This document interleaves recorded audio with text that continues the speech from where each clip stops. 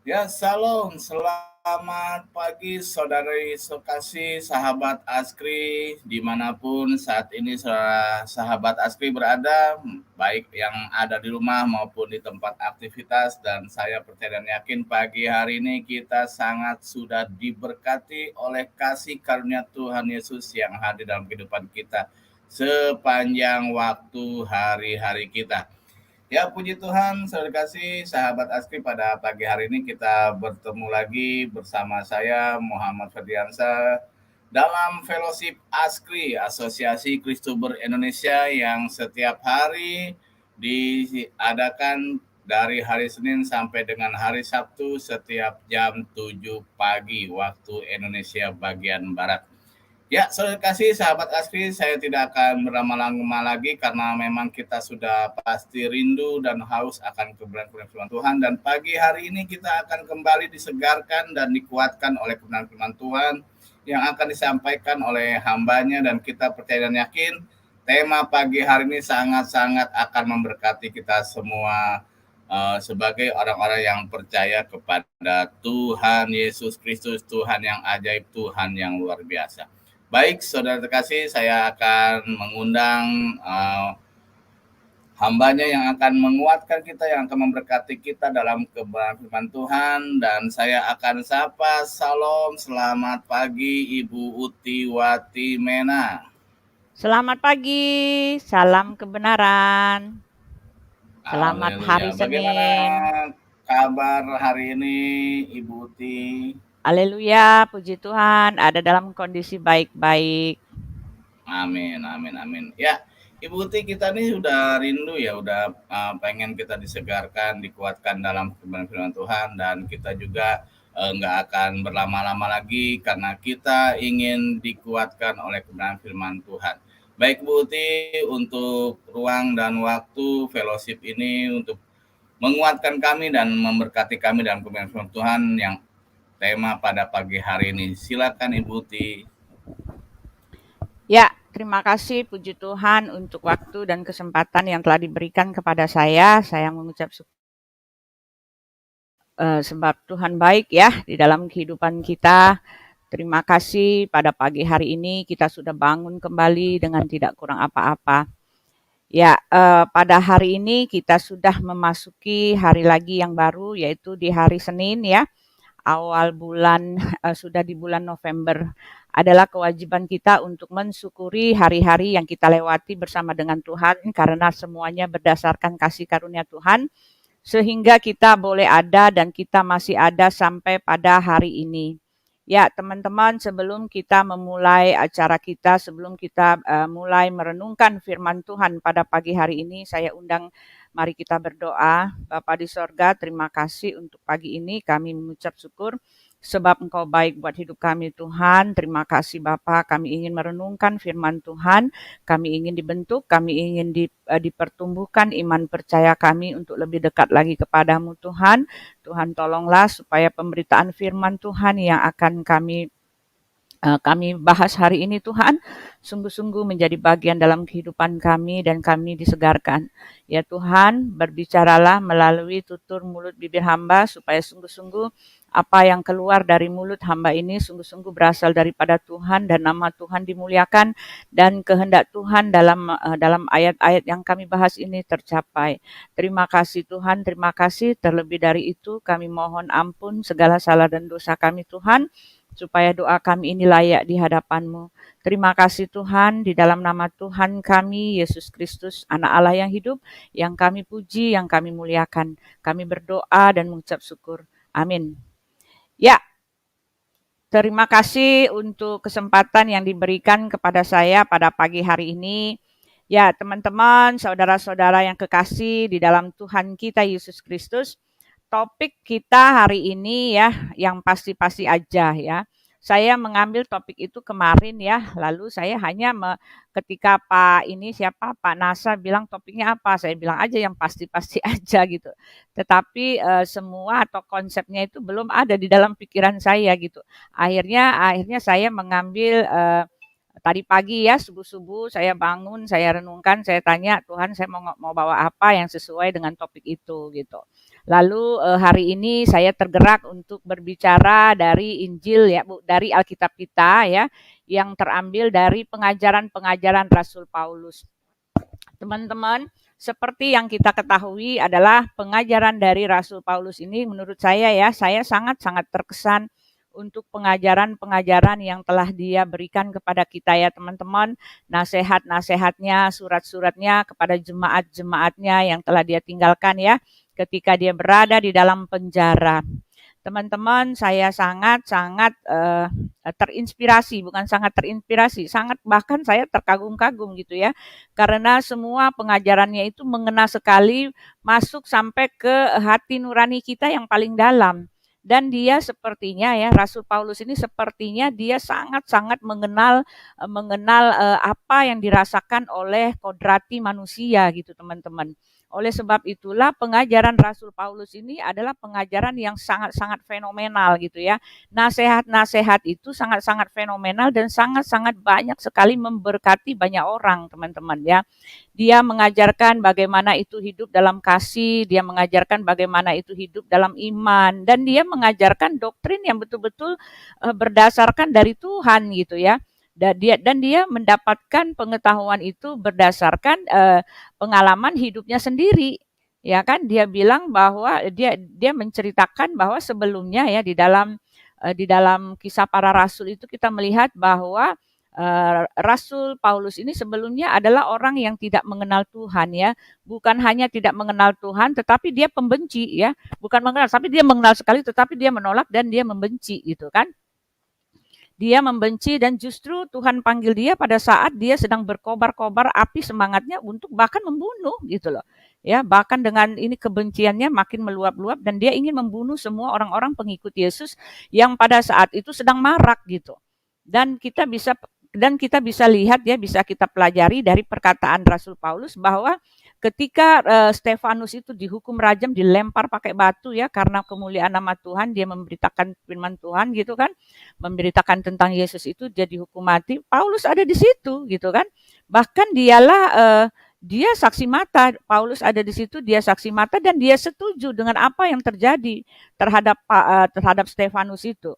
Dan Alkitab menyatakan bahwa ketika orang merasa bangga gitu ya, ketika dia sudah merasa bangga dengan apa semua perbuatan-perbuatan kejahatan yang dia lakukan, lalu dia merasa bangga akan hal itu, lalu mereka setuju dan bersuka cita bahkan bermegah di dalam kejahatan mereka itu dikatakan di dalam Alkitab bahwa orang-orang yang hatinya yang sudah tertutup, betul-betul tertutup di dalam kegelapan, dan Roh Kudus sama sekali tidak lagi menyentuh hatinya, dan bahkan mereka adalah orang-orang yang sudah mati rohani.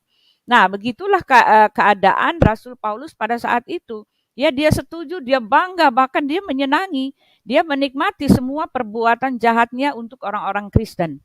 Tetapi di saat dia sedang berkobar-kobar gitu ya, membenci dan bahkan meminta mandat gitu ya, meminta mandat untuk mempersekusi orang-orang Kristen gitu kan, tiba-tiba Tuhan Yesus melawat dia gitu.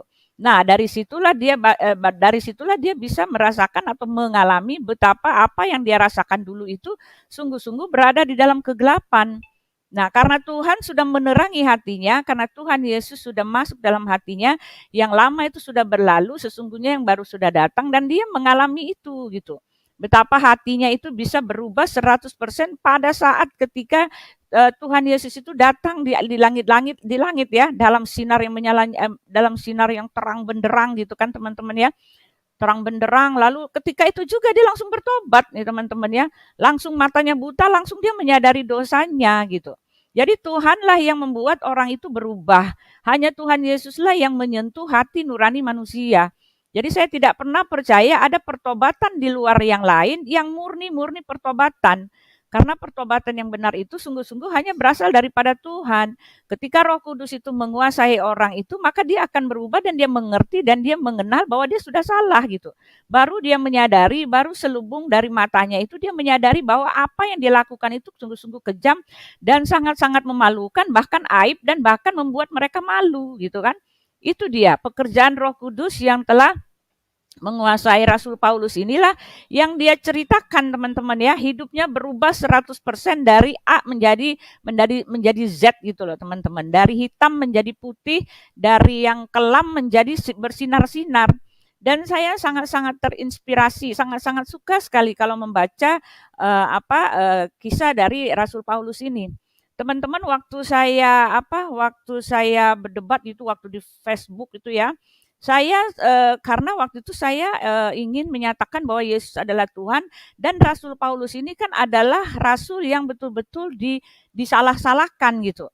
Kamu itu nyasar, kamu itu sesat karena pengajaran Rasul Paulus ya. Mereka mengatakan begitu. Tuhan Yesus nggak pernah ngajarin seperti apa yang diajarkan oleh Rasul Paulus. Pada saat itu saya sangat-sangat menghindar teman-teman ya. Saya sangat menghindar membawa-bawa ayat Rasul Paulus karena saya mau mengatakan bukan cuma Rasul Paulus yang bilang bahwa keselamatan itu hanya di dalam iman percaya, bukan Rasul Paulus. Jadi saya pakai ayat-ayat yang lain. Tetapi makin saya mendengar pemberitaan tentang Rasul Paulus, makin saya melihat gitu. Saya kadang jadi sedih juga gitu ya. Padahal ini pemberitaannya luar biasa teman-teman ya. Dia punya pengajaran itu telak gitu loh. Menyentuh hati kita sampai ke ubun-ubun gitu. Nah inilah dia ya. Rasul Paulus lah yang mengatakan bahwa kita ini selamat karena iman.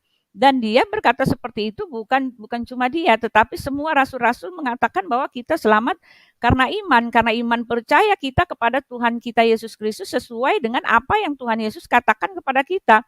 Barang siapa yang percaya kepada anak, dia memperoleh hidup yang kekal dan aku akan membangkitkan mereka pada akhir zaman gitu kan. Yohanes 6 ayat 56 itu kalau nggak salah.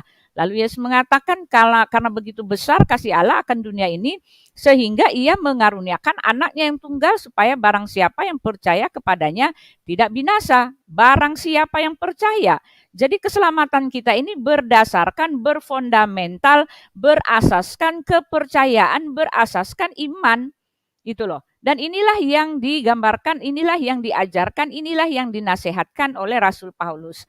Di dalam 1 Korintus 1, 1 Korintus 15 saya akan bukakan untuk teman-teman ya. Di sini Rasul Paulus mengokohkan iman percaya kita dengan mengatakan bahwa segala sesuatu yang telah dilakukan Yesus itu dia adalah Tuhan gitu ya.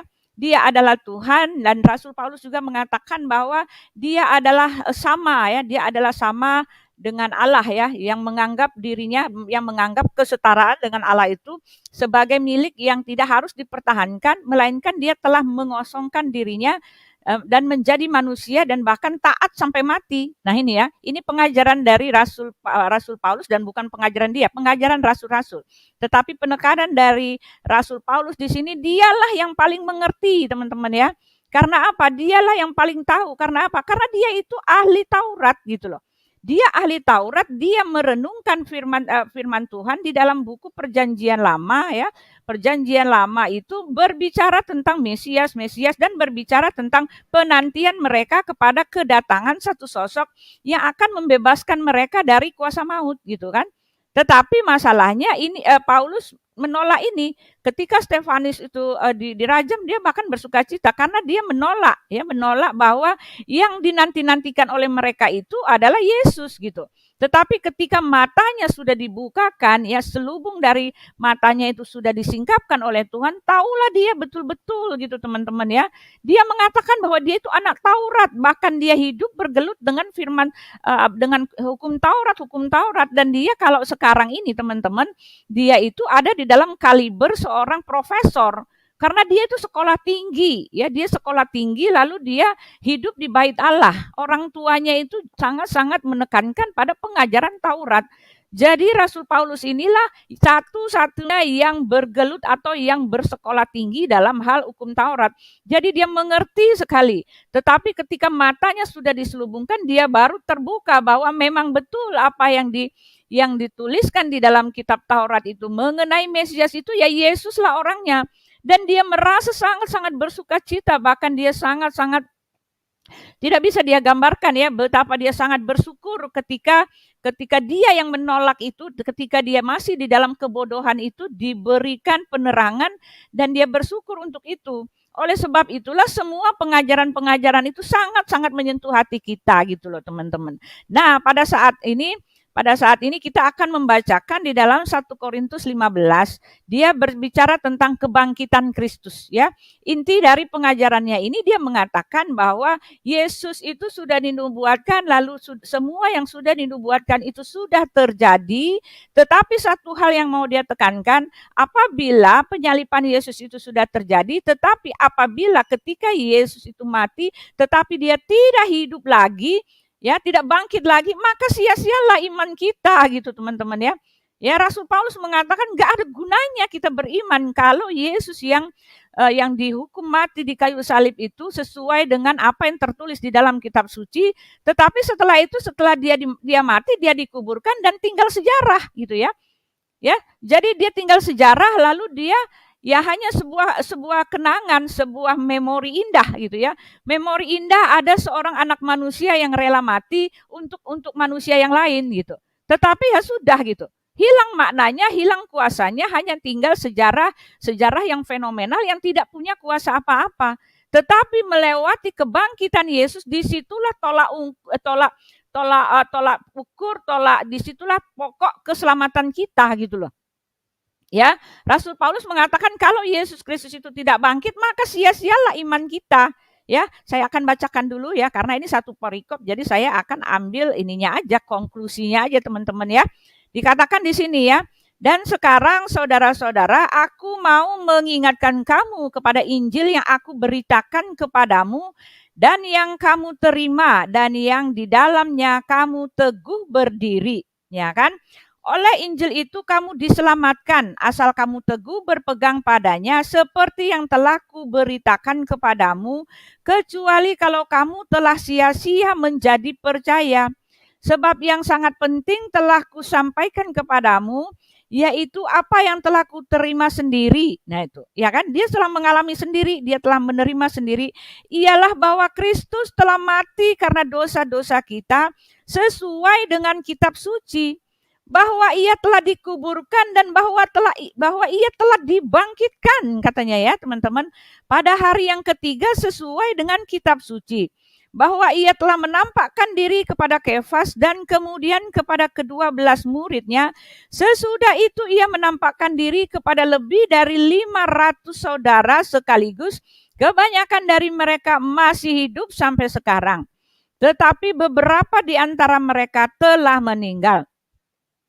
Selanjutnya ia menampakkan diri kepada Yakobus, kemudian kepada semua rasul. Dan yang paling akhir dari semuanya itu, ia menampakkan diri juga kepadaku, sama seperti kepada anak yang lahir sebelum waktunya. Ya.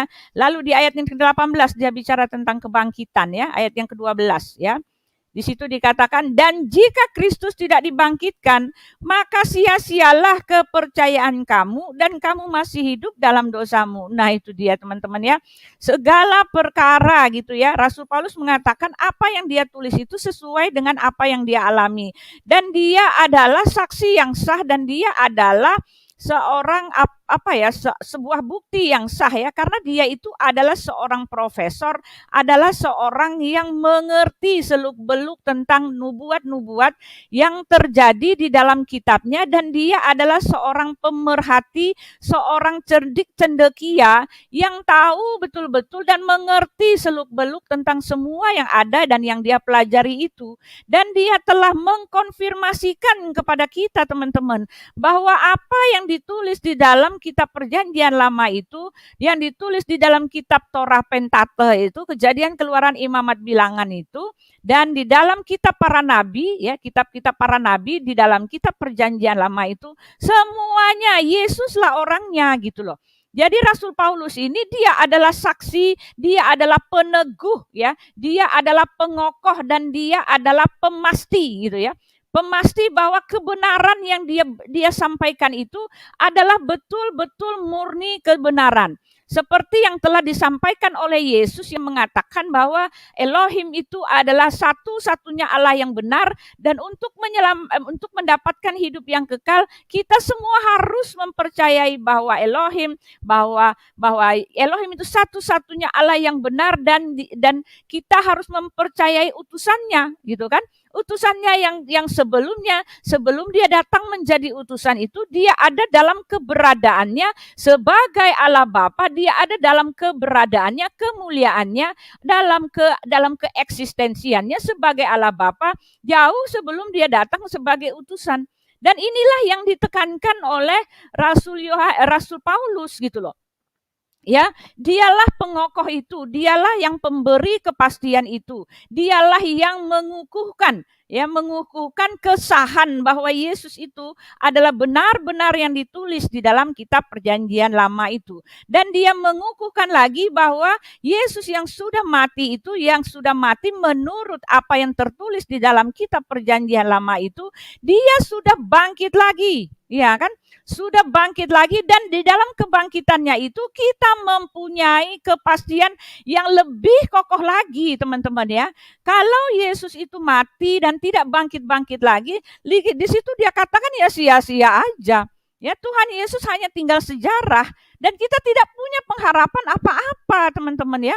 Loh, orang dia juga mati kok sama seperti kita gitu ya. Kita tidak perlu lagi mempercayai orang yang sudah mati, yang tidak ada lagi manfaatnya. Yang kita ambil pelajaran hanyalah pelajaran-pelajaran darinya. Tetapi untuk kepastian untuk hidup yang kekal, kepastian untuk kita bisa bangkit lagi, kepastian untuk kita bisa melihat kerajaan Allah itu, kepastian untuk kita bersama-sama kembali lagi pada fitrah kita yang semula, di mana kita akan tinggal bersama dengan Bapa kita, ya kita tidak akan dapatkan dari orang yang mengajarkan dan orang itu sudah mati gitu kan. Nah, inilah dia kepastian yang paling pasti, yang kokoh, yang 100% betul-betul benar adalah di dalam kebangkitannya gitu. Ya, Rasul Paulus mengatakan kalau dia bangkit maka dia juga akan membangkitkan kita gitu kan. Karena dia bangkit, dia mengalahkan maut, itu merupakan bukti yang paling absolut bahwa dia itu maut tidak berkuasa atas dirinya. Hanya Tuhan yang tidak bisa ditaklukkan oleh maut gitu loh teman-teman ya. Tidak ada manusia dimanapun di bumi ini yang tidak mati. Segala makhluk hidup di seluruh isi dunia ini semua mati. Ya, tetapi Yesus dikatakan maut tidak tunduk pada dirinya. Dengan demikian dia menunjukkan bahwa ketuhanannya. Bahkan Yesus mengatakan ya kalau kamu percaya kepada Anak Allah itu dan kamu akan aku bangkitkan pada akhir zaman, kata Yesus. Kenapa dia berkuasa membangkitkan kita pada akhir zaman loh? Karena dia juga bangkit. Dia yang terlebih dahulu, dia yang sulung, dia yang pertama bangkit, maka dikatakan bahwa dia adalah yang sulung. Karena apa? Karena dia dahulu yang bangkit. Dia memberikan contoh kepada kita, dia memberikan keteguhan kepada kita bahwa dia sudah bangkit, bahwa dia sekarang bertata di sorga, bahwa dia sekarang sedang menunggu kita, bahwa dia sekarang sedang menanti kedatangan kita, dan bahwa dia sekarang akan menjemput kita gitu loh.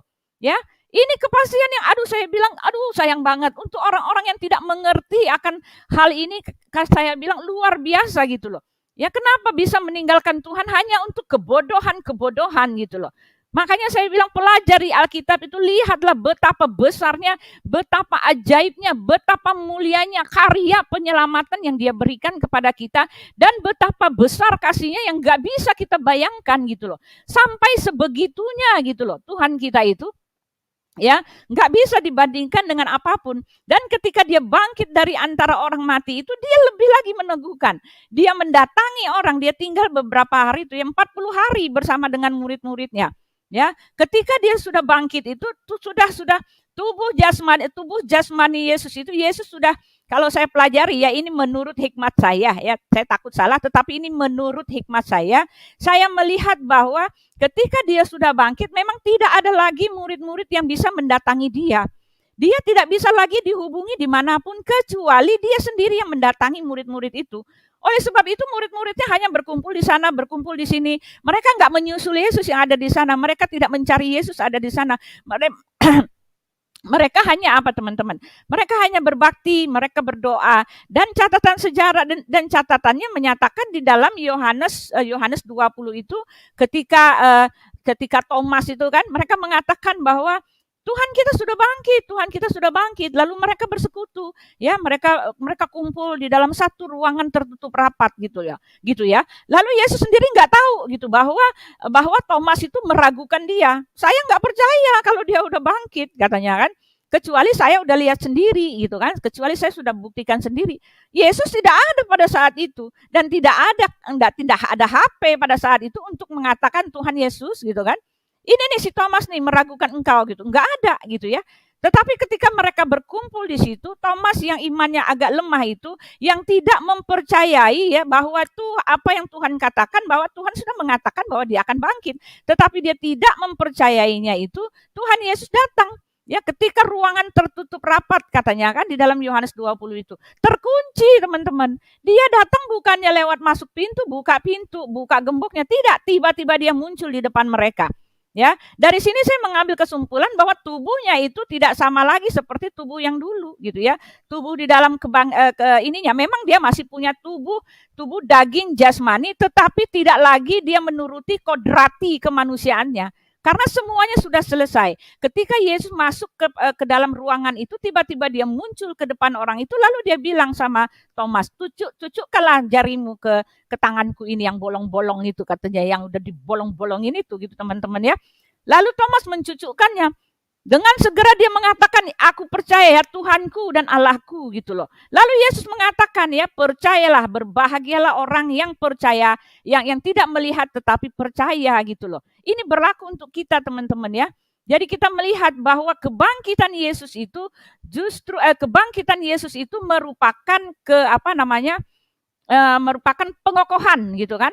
Merupakan kekuatan iman kita gitu kan, merupakan tonggok keselamatan kita ya, merupakan janji yang pasti gitu ya, merupakan apa lagi lengkaplah semuanya, saya nggak bisa gambarkan, tetapi iman percaya kita itu 100% murni di dalam kebangkitannya ya. Kita baca lagi ya, dia tadi mengatakan ya, demikianlah dia dikatakan, dan jika Kristus tidak dibangkitkan, maka sia-sialah kepercayaan kamu dan kamu masih hidup dalam dosamu ya.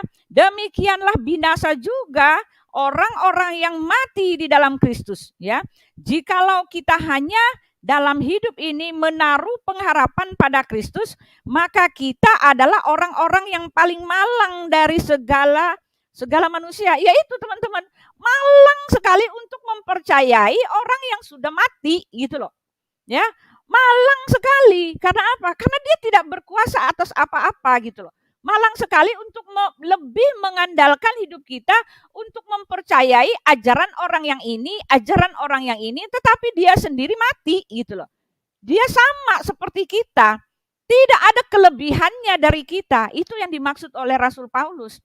Ya, semua ajaran-ajaran orang yang mati itu bisa memang baik gitu ya, tetapi tidak bisa kita buat sebagai landasan untuk kebangkitan kita gitu loh. Tidak bisa kita jadikan landasan untuk percaya bahwa kita akan bangkit. Karena yang mengajarkan kita sendiri bahwa dia juga sudah mati gitu loh. Ya, dia juga akan menerima tahta pengadilan Allah. Tetapi iman percaya kita ini dikokohkan ketika Tuhan yang kita percayai, yang adalah Tuhan dan adalah guru, adalah rasul, adalah utusan, adalah nabi itu, dia bangkit dari antara orang mati. Lalu Rasul Paulus mengatakan gini, ya, dikatakan jikalau kita hanya dalam hidup ini hanya menaruh pengharapan pada Kristus, maka kita adalah orang-orang yang paling malang dari segala manusia. Tetapi yang benar ialah bahwa Kristus telah dibangkitkan dari antara orang mati sebagai yang sulung dari orang-orang yang telah meninggal. Sebab sama seperti maut datang karena satu orang manusia, demikian juga kebangkitan orang mati datang karena satu orang manusia. Nah itu ya. Jadi kebangkitan Yesus itu menggambarkan bahwa kita ini akan dibangkitkan lagi gitu loh. Ya, dia menggambarkan maut itu datang oleh satu orang, kebangkitan itu juga datang oleh satu orang, kata Rasul Paulus. Ya, lalu dia katakan, karena sama seperti orang yang mati dalam persekutuan dengan Adam, demikian pula semua orang akan dihidupkan kembali dalam persekutuan dengan Kristus. Tetapi tiap-tiap orang ya menurut urutannya Kristus sebagai buah sulung. Sesudah itu mereka menjadi miliknya pada waktu kedatangannya. Nah, itu teman-teman ya.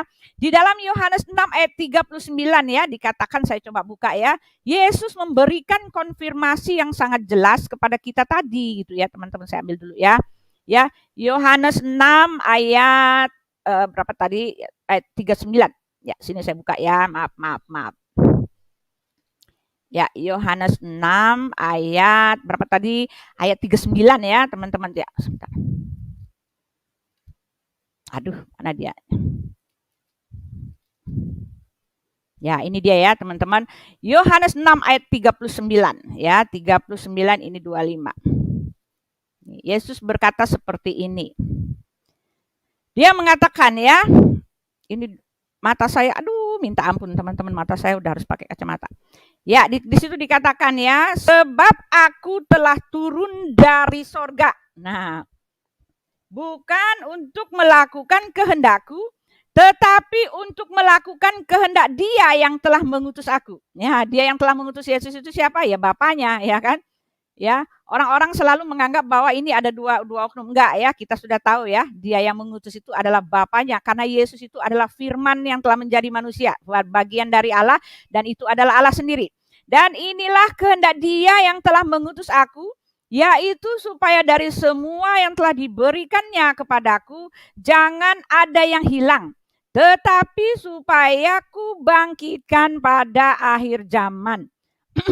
Sebab inilah kehendak Bapakku, yaitu supaya setiap orang yang melihat Anak dan yang percaya kepadanya beroleh hidup yang kekal, dan supaya aku membangkitkannya pada akhir zaman. Nah, inilah dia teman-teman ya. Yesus memberikan pengokohan kepada kita bahwa Dia akan membangkitkan kita pada akhir zaman dengan catatan apa? Dengan catatan kalau kita percaya kepada Dia. Dengan catatan kalau kita menerima darah tebusannya gitu loh. Ya, Dia akan membangkitkan kita pada akhir zaman. Maksud dibangkitkan kita pada akhir zaman itu akan membawa kita kembali berkumpul bersama Dia gitu loh. Ya. Dan di dalam 1 Korintusnya, sebentar saya balik lagi ya. Ya, Yesus berkuasa membangkitkan orang pada akhir zaman. Lalu di dalam ayat 12 di dalam Rasul Paulus tadi, jadi bila mana kami beritakan bahwa Kristus dibangkitkan dari antara orang mati, bagaimana mungkin ada di antara kamu yang mengatakan bahwa tidak ada kebangkitan orang mati? Kalau tidak ada kebangkitan orang mati, maka Kristus juga tidak dibangkitkan. Tetapi andai kata Kristus tidak dibangkitkan, maka sia-sialah pemberitaan kami dan sia-sialah juga kepercayaan kamu. Lebih daripada itu, kami ternyata berdusta terhadap Allah. Karena tentang Dia kami katakan bahwa Ia telah membangkitkan Kristus, padahal Ia tidak membangkitkannya. Ya, jadi begitu ya teman-teman ya. Jadi kebangkitan Yesus itu memberikan peneguhan kepada kita. Dia dikatakan bahwa Dia dibangkitkan ya. Banyak orang berini, kan Yesus itu cuma dibangkitkan gitu kan. Kan Yesus itu kayak tadi malam ya, debat siapa, Pak One Way dengan Sofiatul ya, saya ituin ya. Di channel saya ya. Yesus itu cuma utusan gitu kan. Dia cuma utusan sesuai dengan apa yang Dia bilang gitu. Kalian buka ini. Yesus mengatakan segala firman yang telah engkau sampaikan kepadaku, telah kusampaikan kepada mereka gitu kan, kata Pak One Way itu. Ya, orang luar mau menasehati orang dalam gitu ya. Padahal orang luar cuma melihat cuma pintunya, pintu di rumahnya, gentengnya. Tetapi orang dalam itu dia melihat semuanya yang terjadi di dalam gitu ya. Itu analoginya begitu. Nah, ini orang luar ini yang mengatakan seperti itu. Yesus cuma utusan, Dia penerima firman, dan Yesus sendiri mengatakan Dia tidak bisa berbuat apa-apa. Dan Yesus itu dibangkitkan katanya gitu ya. Tetapi Yesus jelas-jelas menyatakan kepada kita gitu kan. Ya, ketika Filipus bertanya, Tuhan tunjukkanlah kepada kami, itu sudah cukup buat kami. Ya, tunjukkanlah kepada kami di mana di mana Elohim yang sudah membangkitkan kamu itu gitu kan. Yesus dengan jelas mengatakan ya, Apa yang kukatakan kepadamu tidak kukatakan dari diriku sendiri, melainkan Bapa yang diam di dalam aku. Jadi yang membangkitkan Yesus itu adalah Roh Kudus sendiri, karena Roh Kudus itu ada di dalam diri Yesus. Jadi yang memberikan firman itu adalah Elohim sendiri, karena Elohim itu diam di dalam diri Yesus. Jadi yang mengatakan aku tidak bisa berbuat apa-apa itu adalah perkataan Yesus, tetapi sebagai Tuhan Allah, dialah yang menghakimi seluruh isi dunia ini. Sebagai Tuhan, Yesus mengatakan segala kuasa telah diberikan kepadaku. Kita mengenal Tuhan yang beda konsep dengan mereka. Konsep Tuhan kita itu sudah diberikan sejak awal. Kita sudah mengenal konsep yang seperti ini, karena konsep seperti inilah yang sudah dikenalkan, yang sudah ditunjukkan, yang sudah dinyatakan, yang sudah dilakukan, dan yang sudah terjadi, teman-teman. Dialah Allah Tritunggal itu yang memang seperti ini. Dialah Allah yang benar itu. Makanya Rasul Yohanes mengatakan supaya kita mengenal yang benar di dalam anaknya, ya, kita mengenal yang benar di dalam anaknya Yesus Kristus. Dia adalah Allah yang benar dan hidup yang kekal gitu loh. Dan ini juga yang disampaikan oleh Rasul Paulus. Kebangkitan Yesus itu adalah puncak dari segala sesuatu. Ketika dia sudah bangkit, akhirnya dia juga akan membangkitkan kita pada akhir zaman. Kehidupan kekal itu ada karena Tuhan kita itu telah menunjukkan bahwa dia berasal daripada yang kekal. Dia berasal daripada Allah Bapa. Yesus mengatakan aku datang dan berasal daripada Bapa. Dan dia pemberi hidup yang kekal. Dan aku memberikan hidup yang kekal kepada mereka gitu kan. Dan mereka pasti tidak akan binasa selama-lamanya. Nah ini perkataan Yesus, mereka pasti tidak akan binasa. Ketika dia telah memberikan hidup yang kekal kepada kita, kepastian bahwa kita tidak akan masuk neraka itu sangat-sangat absolut gitu loh. Kepastian bahwa kita akan dibangkitkan lagi itu juga adalah sangat-sangat absolut. Karena Yesus sudah mengatakannya, karena Yesus sudah membuktikannya. Yesus mengatakan tak seorang pun merebut mereka dari tanganku. Bapakku yang memberikan mereka kepadaku lebih besar daripada siapapun. Tak seorang pun merebut mereka dari tangan Bapa. Aku dan Bapa adalah satu. Wah, luar biasa teman-teman ya. Jadi kepastian yang saya mau tekankan kepada teman-teman di sini, pasti gitu loh.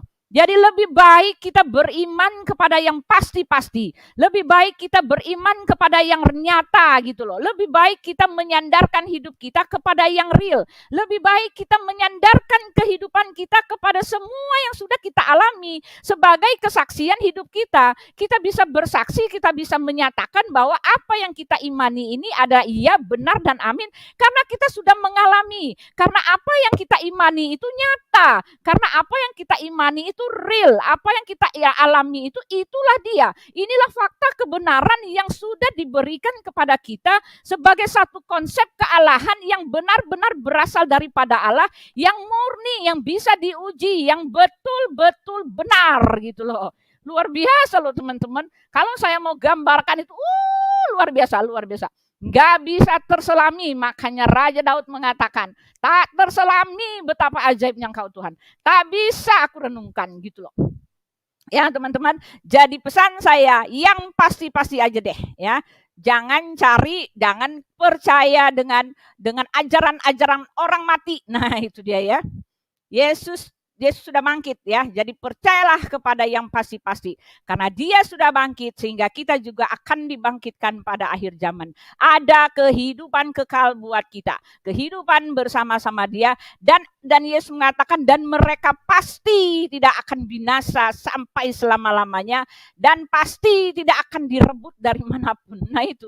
Keselamatan Yesus itu absolut teman-teman. Ketika dia mengatakan kita sudah selamat, besok dia nggak bilang begitu. Ya, besok dia akan tetap mengatakan begitu. Dia nggak akan pernah bilang, oh, hari ini kamu selamat, besok enggak. Hari ini selamat, enggak. Ya, yang enggak ada kayak gitu ya. Ya, keselamatan di dalam kekristenan itu pasti. Ketika selamat, tetap selamat.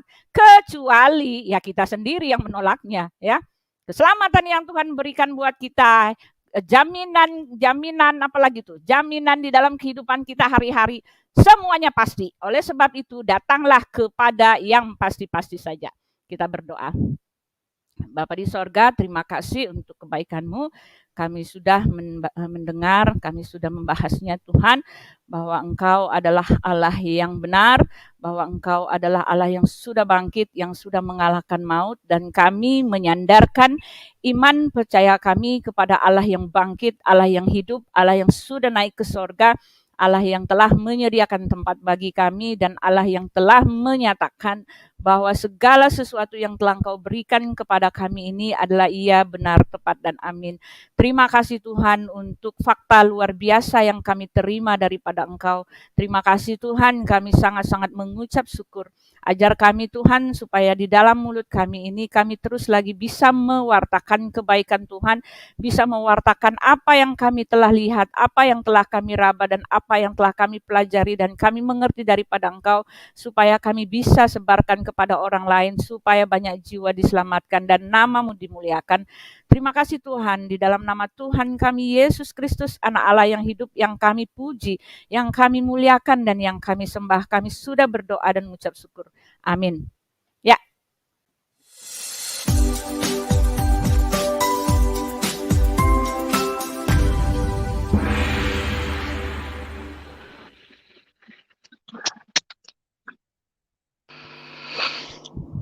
Ya, baik. Terima kasih Ibu Uti Watimena yang sudah menguatkan kita dengan kebenaran firman Tuhan, dan tema pagi hari ini sangat luar biasa ya.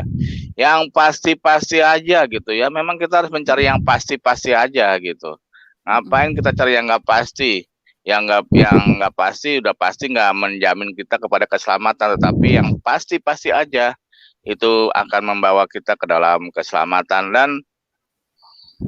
Dan pada pagi hari ini saya kasih ya, puji Tuhan kita sudah sangat diberkati oleh kebenaran firman Tuhan, dan pagi hari ini sudah bersama-sama di dalam fellowship Askri. Saya akan sapa dulu, ada salam selamat pagi Pak Jenderal Heri.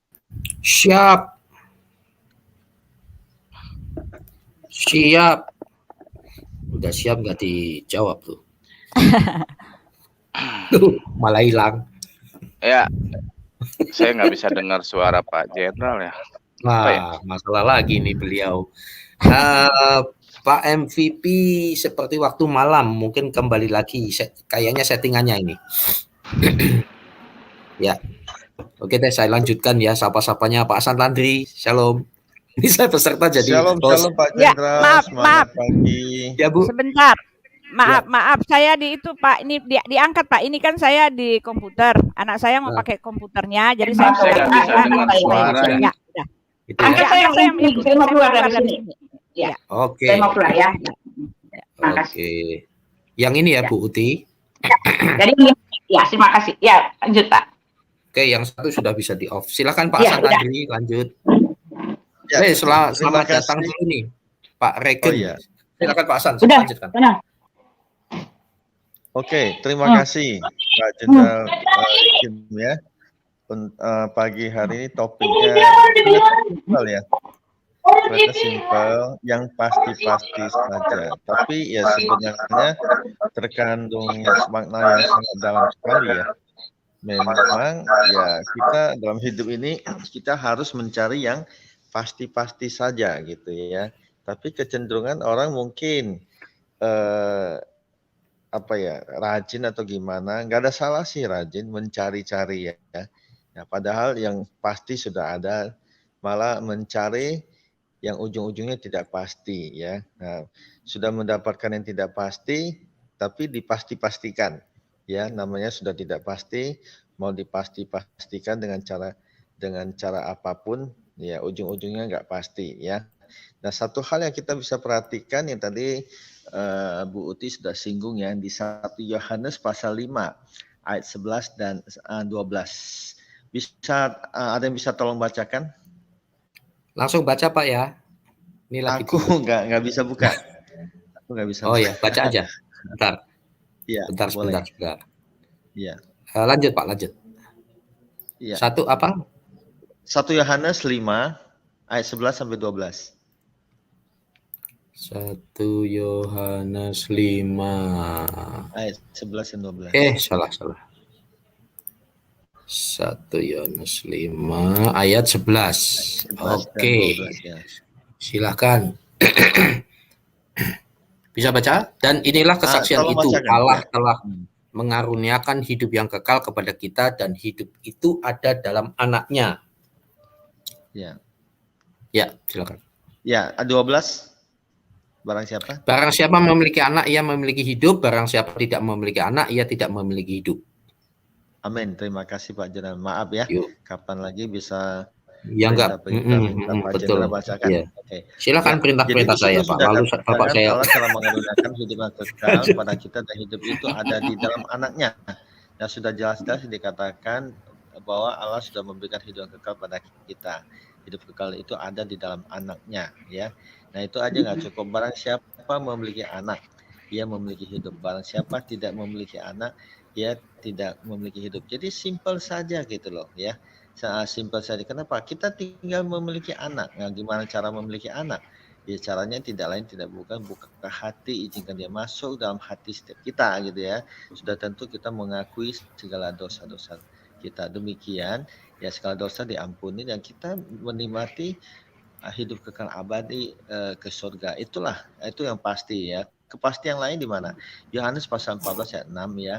Kata Yesus kepadanya waktu itu kepada murid-muridnya, "Akulah jalan dan kebenaran dan hidup." Ya, tidak ada seorang pun yang datang kepada Bapa kalau tidak melalui aku. Nah, Yesus sudah berikan jaminan, akulah. Oke. Kenapa mencari yang lain kan itu ya gitu. Masih banyak lagi ya kepastian yang sudah Yesus berikan janjikan buat kita. Jadi sementara itu saja ya terima kasih Tuhan Yesus memberkati. Amin. Ya. Baik Pak MVP sudah lancar. Oke, silakan. Ya, maaf tadi ada gangguan sedikit, maklum orang ganteng banyak gangguan. Ya, baik, saya akan tadi siapa Pak ya? Lupa ya. Pak Regen mungkin saya akan berikan waktu kepada Pak Regen. Silakan Pak Regen. Regen apa Regen? Regen. Shalom Regen. Pak Regen. Ya, selamat pagi Pak Regen. Harus ada Ronaldnya. Harus ada Ronaldnya, Pak. Ronald Reagan iya. gitu. Ronald. Hampir perang bintang gitu. Loh, Reagan bukannya biskuit itu ya? Biskuit Reagan. Ya. Tadi dia barusan itu open camp. Iya, nongol beliau. Ya, baik. Takut dengan singa kali. Suaranya hilang lagi. Takut dengan singa, Pak. Iya, iya itu. Okay. Oh iya. Lanjutkan dulu, Pak Regen ada masalah teknis. Nanti kapan-kapan ya dibantu. Oke, silakan Pak. Baik. Ya, baik. Sahabat Asri, kita lanjut lagi ya ke Pak Sahabat. Salam, selamat pagi Pak Sahabat. Ya, shalom. Shalom untuk Pak Heri Ikim Askri, Pak Asan, Pak Raja Wali. Coba saya sapa Pak Ronald Reagan. Waduh, tambah takut lagi nih. Singanya mengaum-ngaum itu. Ya, Ibu Cynthia Gumilang, shalom. Ibu Uti, narasumber, shalom. Pak. Halo, Ibu Cynthia, Pak Heri, Pak Nasa, dan semuanya. Shalom. Yang pasti-pasti saja, Bu. Yang pasti-pasti aja, Bu. Wah, luar biasa ini, yang pasti-pasti aja. Iya, pasti-pasti aja. Iya, memang. Yang pasti-pasti aja, pasti selamat, pasti masuk surga, itu pasti. Udah itu aja, nggak usah repot-repot. Iya. Karena saya percaya Ibu Uti itu mengambil tema yang pasti-pasti saja karena berdasarkan fakta dari kejadian pertama. Pasti Tuhan membuat bagaimana dengan tangannya membuat Adam, bagaimana berjumpa dengan Adam, bagaimana berdialog dengan Adam dan Hawa, bagaimana dengan Abraham, bagaimana dengan nabi-nabi, semuanya ditemui oleh Tuhan. Bukan semuanya, Abraham terutama, Musa berdialog, itu pasti. Sampai kelahiran Tuhan Yesus, itu sudah pasti, bukan ujuk-ujuk diragu-ragukan. Ketuhanan Tuhan Yesus Kristus. Kamu mau mengaku, tidak mengaku, tetap Tuhan Yesus itu Tuhan dan Raja. Seperti Matius 25 ayat 31. Saya bacakan. Apabila anak manusia datang dalam kemuliaannya dan semua malaikat bersama-sama dengan dia, maka ia akan bersemayam di atas tahta kemuliaannya. Wah, ini kan level Tuhan kan? Allah. Iya. Lalu semua bangsa akan dikumpulkan di hadapannya, dan ia akan memisahkan mereka seorang daripada seorang, sama seperti gembala memisahkan domba dari kambing. Dan ia akan menempatkan domba-domba di sebelah kanannya dan kambing-kambing di sebelah kirinya. Ini hakim ini. Jadi hakim itu Isa Al-Masih itu. Tuhan Yesus jadi hakim. Ini level Tuhan, bukan level Nabi lagi, apalagi sebagai cuman anak Maryam. Itu memang secara kelahiran, secara manusia, 100% manusia. Tuhan, Allah, menjadi manusia itu mungkin. Kalau manusia berusaha untuk menjadi manusia, itu mustahil dan mustajab, ya kan? Kemudian di Yohanes 13, ayat 13. Kamu menyebut aku guru dan Tuhan. Dan katamu itu tepat, sebab memang akulah guru dan Tuhan. Jadi jikalau aku membasuh kakimu, aku yang adalah Tuhan dan gurumu, maka kamu pun wajib saling membasuh kakimu. Bertebaran ya, kalau soal bukti-bukti Tuhan dari awal kejadian Torah, sampai Wahyu, sampai hakim yang paling adil, hakim yang maha kuasa, tidak ada keraguan lagi, ada fakta ya. Makanya yang pasti-pasti aja. Ya, terima kasih, itu aja Bu. Terima kasih Bu. Ya, luar biasa Pak. Ya, kalau di dalam itu kan, kalau di dalam saya berdebat gitu kan, karena sama Pak siapa tuh, Pak itulah ya, ada bilang, pokoknya di luar kami nggak ada yang selamat, kalian itu kafir gitu kan, nggak ada yang selamat ya, cuma keselamatan cuma ada di tempat kami gitu kan. Ya nggak apa-apa ya, Bapak mengklaim bahwa di tempat Bapak ada keselamatan yang pasti gitu kan. Ya, lalu kami juga mengklaim bahwa di tempat kami ada keselamatan yang pasti. Ya, Bapak mengklaim bahwa agama Bapak lah yang paling benar gitu. Kami pun begitu gitu ya. Masing-masing orang mengklaim bahwa apa yang dia anut itu adalah yang benar gitu kan. Karena ini adalah oleh sebab itu mereka beriman kepadanya. Saya bilang gitu.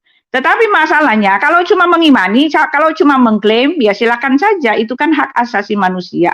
Tetapi masalahnya kalau ingin selamat cuma di dalam Yesus yang menjanjikan selamat, lengkap dengan bukti-bukti, lengkap dengan fakta-fakta, lengkap dengan data sejarahnya.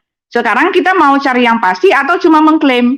Semua mengklaim kok. Kalau mereka itu orang benar, mereka juga di tempat mereka ada keselamatan. Tetapi kalau kita balikkan lagi ke dalam data-data dan fakta-fakta dan sejarah yang ada dan semua peristiwa-peristiwa yang telah dilakukan oleh Yesus di dalam ketika dia ada di dunia dan segala nubuat-nubuatnya itulah tentu saja yang dibuktikan ya, yang bisa dibuktikan itu adalah di tempat kita.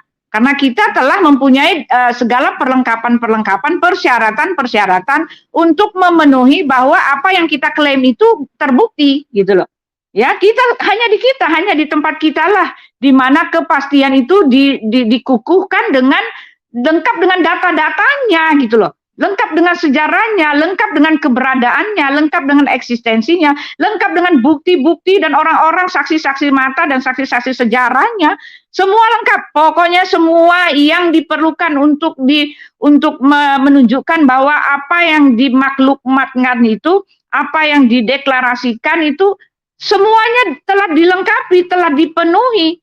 Karena Allah kita itu bekerja dengan sangat-sangat profesional. Jadi adalah omong kosong belaka ketika mereka mengatakan di tempat kami itu ada keselamatan gitu. Omong kosong banget gitu. Karena apa? Ya silakan saja kalau soal mengimani dan mengklaim, tetapi kalau soal pembuktian itu semua omong kosong. Yang benar-benar betul-betul benar adalah yang dilengkapi dengan data-data gitu loh. Ya, inilah keyakinan iman kita. Kita bukan percaya kepada iman yang kosong, yang tidak ada, yang tidak bisa kita lihat, yang tidak bisa kita raba, tetapi kita beriman kepada apa yang sudah ada dasarnya. Kita mengimani itu dan kita percaya dan kita memperoleh kepastian yang betul-betul pasti. Jadi intinya adalah bahwa yang benar-benar itu adalah yang sudah diuji karbon, kata gitu ya, yang sudah diuji apa?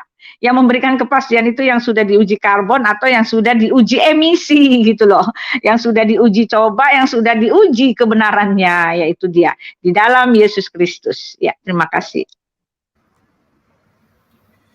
Ya baik, terima kasih Ibu Tiwatimena.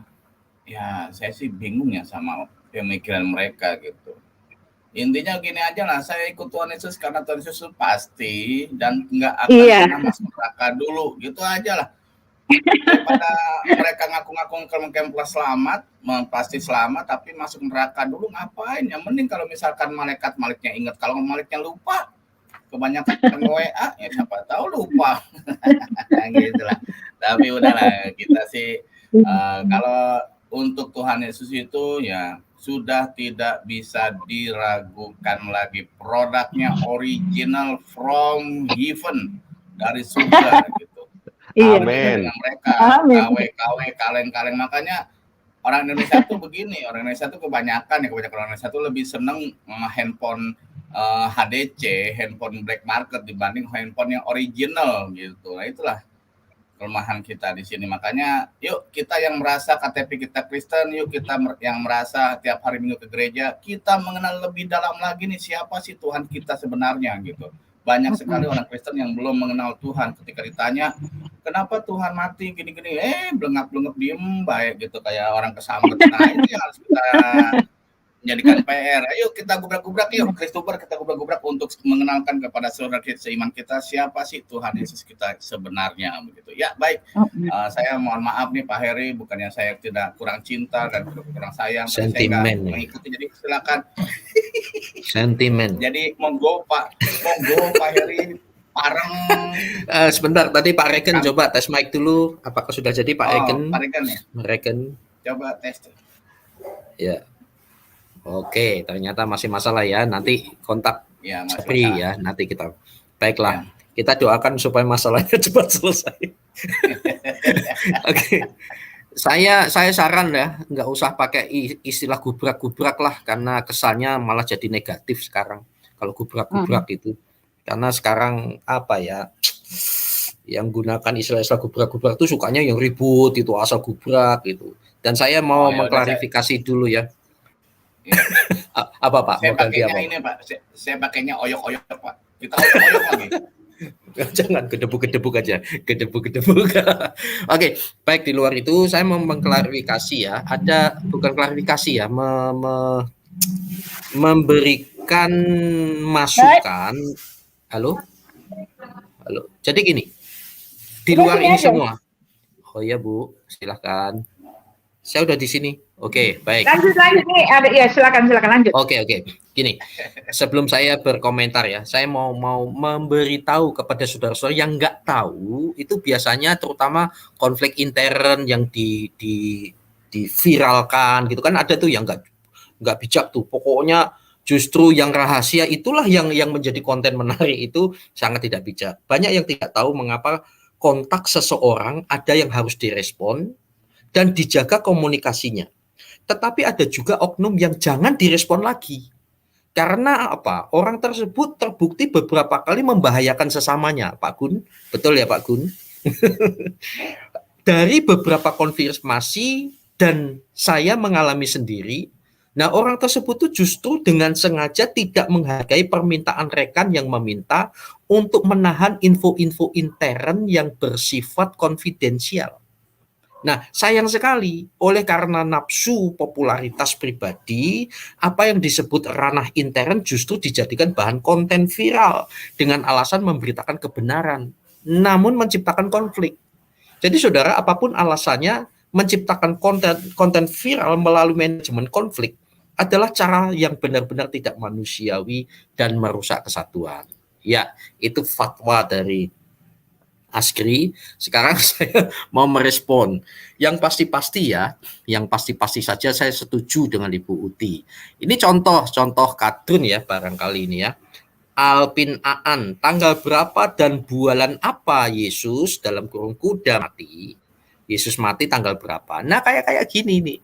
Yang kayak gini itu ya nggak perlu direspon, kita nggak usah belepotan, yuk tanggal berapa segala macam. Lawang sedangkan kalian hari raya aja juga berantem kok, ya mau lihat bulannya segala macam, nggak sepakat kok kamu ngurus tanggal berapa Yesus mati kan gitu. Nggak penting soal itu ya. Apalagi kita ini hidup di ribuan tahun kemudian. Jadi semua tafsiran tetapi itu fakta sejarah. Yang terpenting yang harus kita perhatikan, kita sepakat ya saudara, yang penting adalah ini, yang berbeda sekali dengan apa yang kamu percayai. Ini loh, saudara-saudaraku sekalian, terutama yang mental belum siap, dihina, Tuhan kok mati, terus lewat vagina, Tuhan kok lewat, kasar-kasar, itu masih lembut, itu ada yang lebih jorok lagi. Yang terpenting tuh ini, ya mati, ya dilahirkan lewat perawan Maria, lewat selangkangannya Maria, betul. Dan nabimu lewat mana sih lahirnya? Lewat pohon pisang, kan tidak. Nah, jadi kadang-kadang jangan mempermalukan diri sendiri. Lawang kemanusiaannya aja sama saja. Kok mati? Ya sama, nabimu juga mati. Cuma bedanya ini loh, Kisah Rasul 1 ayat 3. Oh, masih banyak ayat yang lain loh ya. Kepada mereka ia, yaitu Yesus yang kamu hina-hina itu, menunjukkan dirinya setelah penderitaannya selesai. Dan dengan banyak tanda dan membuktikan bahwa ia hidup. Nah ini dia, mati iya, tetapi ia membuktikan bahwa ia hidup sebab berapa ini Pak? Selama 40 hari ia berulang-ulang menampakkan diri dan berbicara kepada mereka tentang kerajaan Allah. Lebih dari 120 orang. Apalagi ketika dia naik ke surga, itu lebih dari 120 orang. Yahudi itu hanya ngitung laki-laki, belum perempuan, belum kelinci, belum unta. Oh, enggak ada unta barangkali ya. Belum domba-domba yang lihat. Oh, dan lain-lain. Wah, luar biasa. Jadi ada buktinya. Yang terpenting tuh ini loh, 40 hari loh berulang-ulang menampakkan diri. Oke. Kemudian yang terpenting tuh ini, Yohanes 8 ayat 24. Silakan kamu hina, tapi buktinya banyak saksi yang melihat Yesus bangkit kembali, naik ke surga. Ia yang telah turun, ia juga yang naik. Jadi saya lebih percaya saya lebih percaya kepada pribadi yang datang dari surga balik lagi ke surga. Oke. Yohanes 8 ayat 24, hati-hati, oleh karena itu aku mengatakan kepadamu bahwa kamu akan mati dalam dosamu, karena jika kamu tidak percaya kepada Ku besar, Yesus Tuhan, kamu akan mati dalam dosa-dosamu. Jadi saya rasa seperti itu. Nggak apa-apa dihina, kita latihan mental ya saudara-saudara. Ada yang ngoceh terus, ya nggak apa-apa, yang penting oke. Kita bandingkan saja. Ini saya disclaimer ya saudara. Saya menjawab, dan ini fakta atau bukan? Tuhanku, yang kamu hina-hina, yang hanya kamu bilang mati, Nabi mati, ya betul, tapi dia bangkit kembali 40 hari berulang-ulang, banyak orang yang menyaksikan, naik ke surga, banyak orang yang menyaksikannya. Nah sekarang kamu harus mikir, nabimu mati oleh karena apa? Diracun oleh perempuan. Loh katanya ada kurma kesukaan yang kalau makan berapa biji itu Budi saya lupa, pagi dan petang itu terhindar dari sihir dan racun, tapi beliau mati diracun. Itu fakta ya, saya tidak perlu menafsirkan. Dan tidak bangkit lagi.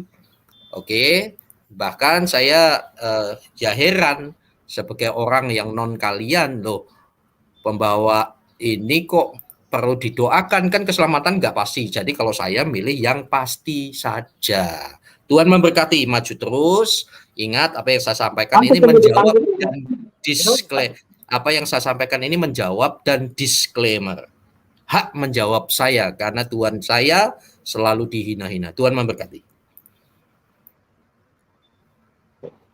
Ya, baik. Terima kasih Pak Jenderal Heri atas jawaban. Halo. Halo, ini saya Ibu. Banting. Ibu Uti. Ini saya Ibu Suryani. Telepon. Ini ya, saya punya HP ini, aduh nggak kedengeran. Because I love you so much. Ya, itu. Ya baik, sahabat Askri, kembali kepada yang pasti-pasti aja. Yang pasti tolong dipastiin. Ya. Dan yang pasti itu pasti akan membawa kita ke dalam kepastian. Makanya jangan hidup dalam ketidakpastian, karena yang tidak pasti tidak akan membawa kita ke jalan yang tidak pasti. Dan mereka pasti tidak mendapatkan jalan yang tidak pasti.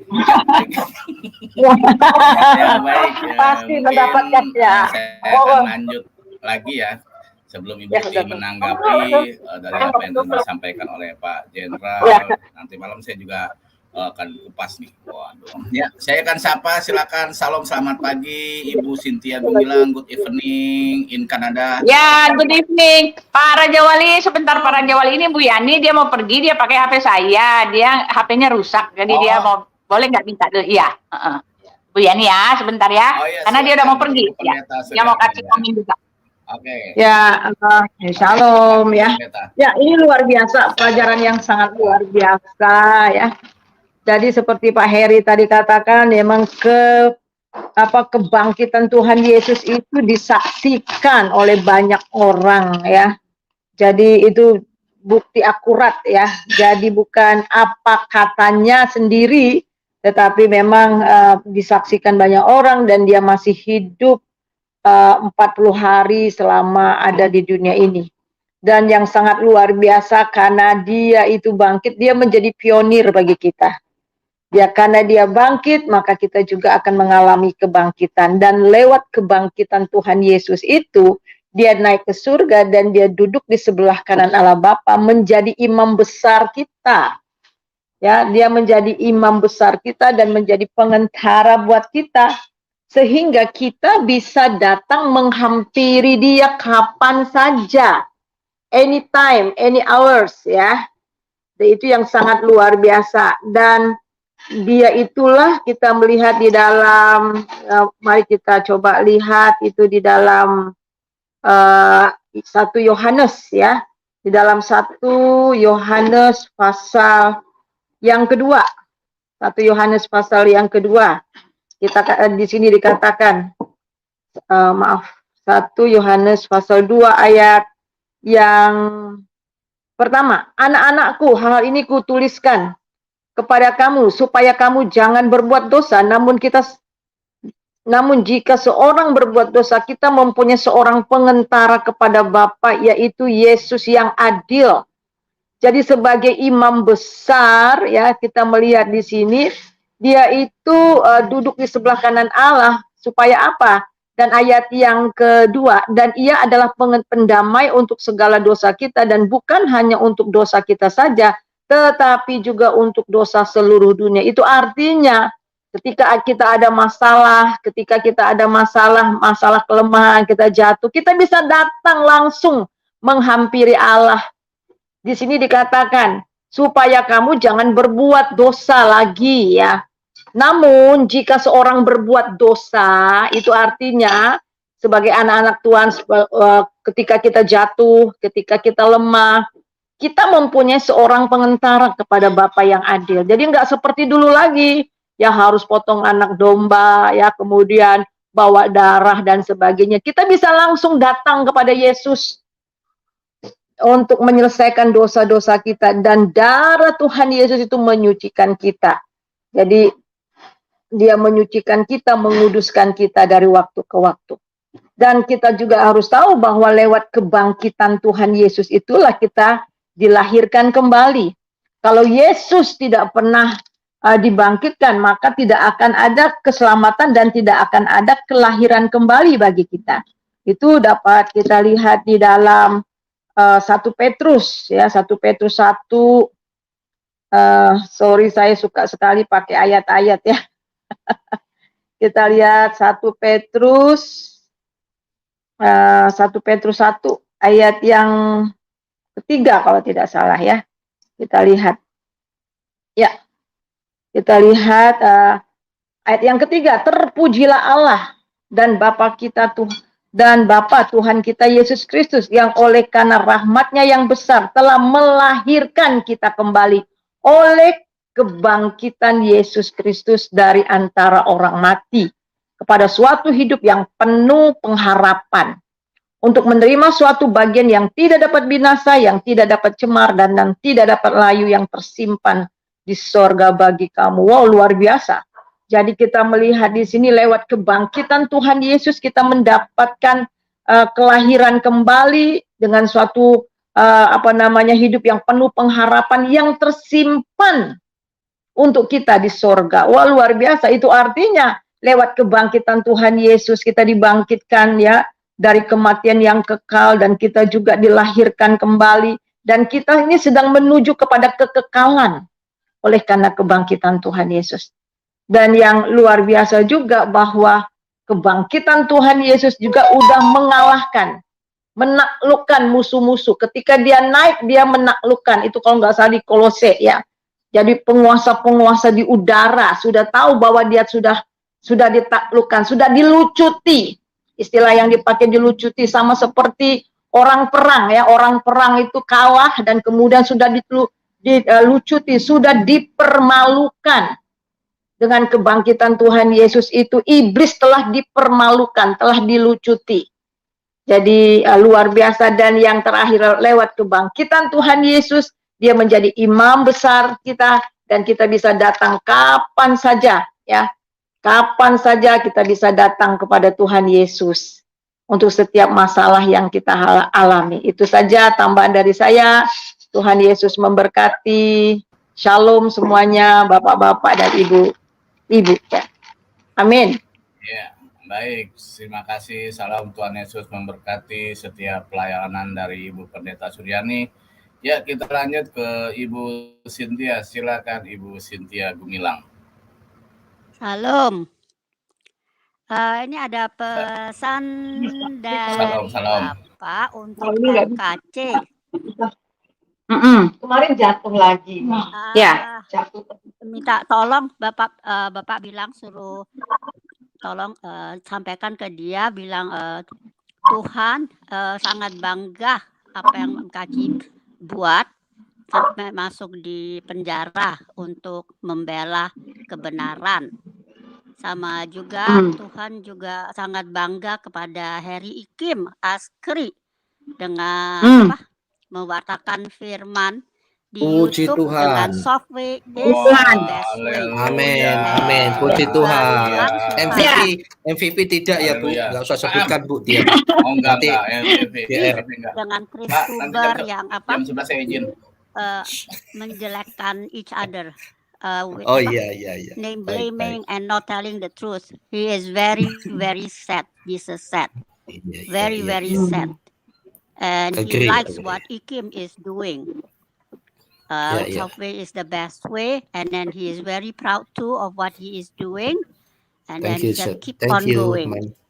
And he also has for Saifuddin that keep on fighting for MKC, and that the angel is also with him, and also is with MKC and the lawyers, and he said to keep on going, the lawyers, and not to stop till it's finished, the work to bela MKC. Just to keep on going, and that the angel is also with them, with the lawyers, just to keep on going and fighting for MKC. And he is also very happy too.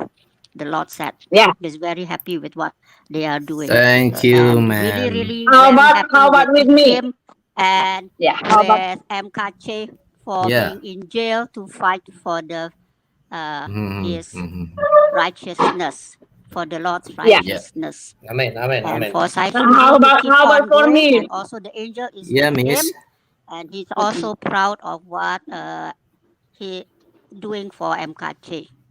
Just to keep on going and fighting. And for Tony Bastaman, also pass it to him that he's very proud of what he is doing for MKC, and to keep on going for the freedom, the amnesty, and that the Lord is with him too, and the angels too.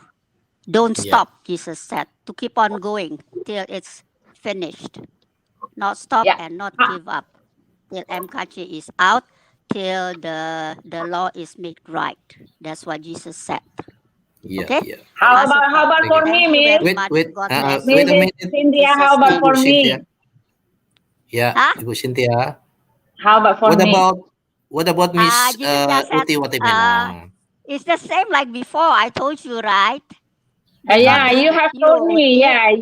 God will bless my channel, and then I must keep on going doing this. Okay, thank you. I pray. I believe it. I believe it. Him too, and very proud. Thank Just you, keep man. on going. doing like what he's doing. The soft way is the best way. Amin. Yap. Amin. Okay? Amin. God bless you all in Jesus' name. God Amen. bless Praise the you Lord. too, ma'am. Sampaikan ke MKC please. Because Jesus Yeah, said yeah. to sampaikan ke dia. Thank you, Thank thank you. you. Ibu God bless Uti you. minta tolong nanti apa inti yang disampaikan tadi. Miss Cynthia, thank you. Keep praying for us because without the help of your prayer, we cannot do anything. Terima kasih ya. Itu artinya Pak MVP kalau makan jangan lupa pakai masker ya. Tetap doakan kami Ibu Cynthia Gumilang karena tanpa doa-doa seperti Ibu ini kami tidak bisa lakukan apa-apa. Baik, tadi harapan-harapan ya kepada Bapak MKC, tetap maju, Pak Tony Bastaman, Pak Abi, juga Ikim dengan Sofi is the best way dan saat ini sejak memviralkan gubrak yang pokoknya asal hajar saja, akhirnya Sofi is the best way itu diremehkan gitu. Cuma saya tidak masalah karena saya yakin ini hikmat dari Tuhan. Karena cara Tuhan itu cara kasih ya. Dan ingat, Sofi is the best way, saya tidak perlu besar kepala because saya punya prinsip do your best without thinking that you are the best. Lakukan yang terbaik tanpa merasa yang terbaik gitu. Yang nggak ngerti ya nggak apa-apa, biasanya karena nggak kenal dan tidak mendekat kan begitu. Dan juga jaga pertemanan persahabatan ya. Jangan sesat pergaulan yang buruk merusakkan perbuatan yang baik. Ada yang ngomong, kenapa Bapak nggak mau dihubungi? Loh, ada yang perlu saya terima, ada yang tidak bisa lagi gitu. Nah, Pak Wahyu Ilahi ngerti sekali. Saya akan stop komunikasi dengan Pak Wahyu karena jika setiap kali apa yang saya bilang, Pak tolong ya dijaga dulu, kita lakukan ini dulu, malah itu jadi bahan viral kan gitu. Ya saya tidak akan percaya dengan Pak Wahyu gitu.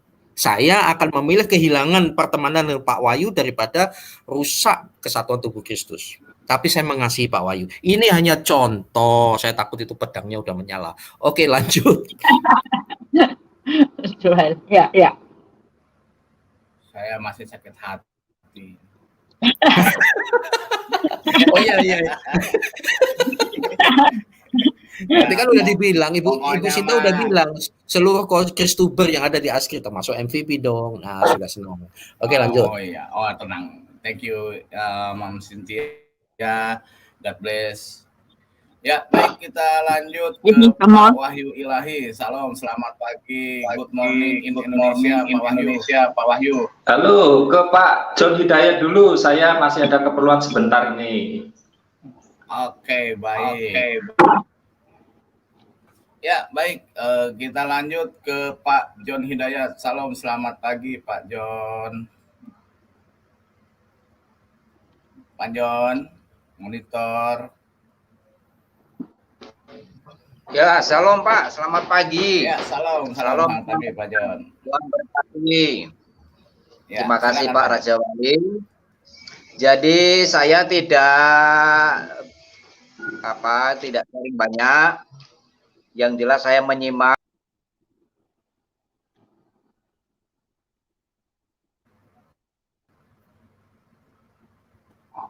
pastikan lanjut, Pak John. bahwa sudah sangat meyakinkan saya Pak. Kepastian itu sudah saya miliki. Terima kasih, Tuhan memberkati. Lanjut dulu Pak.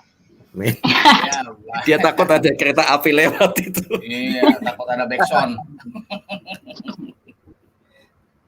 Iya, baik, saya kasih ya. Memang saya ini kadang-kadang bertanya kepada diri saya sendiri, tetapi saya juga Pak MVP kok suaranya mendem, Pak MVP suaranya mendem, nggak kedengeran saya loh.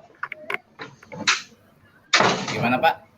Masih mendem? Suaramu mendem, terlalu tinggi terbangnya itu, agak turun dikit lah biar kedengeran.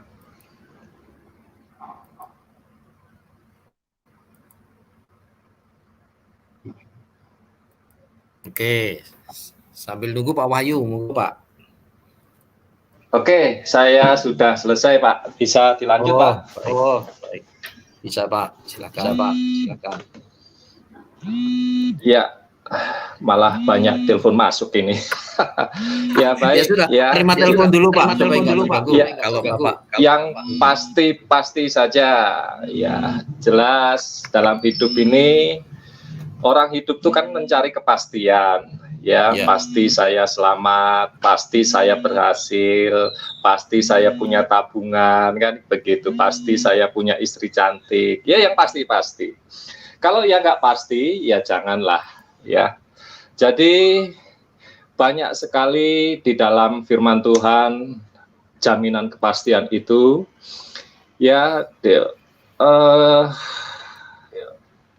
Di dalam Mazmur juga jelas segala jalan Tuhan adalah kasih setianya, kebenaran bagi orang-orang yang berpegang pada janjinya dan peringatan-peringatannya. Mazmur 25 ayat 1. Artinya janji Tuhan selalu memberikan kepastian, akulah jalan kebenaran dan hidup. Ya, jelas pasti.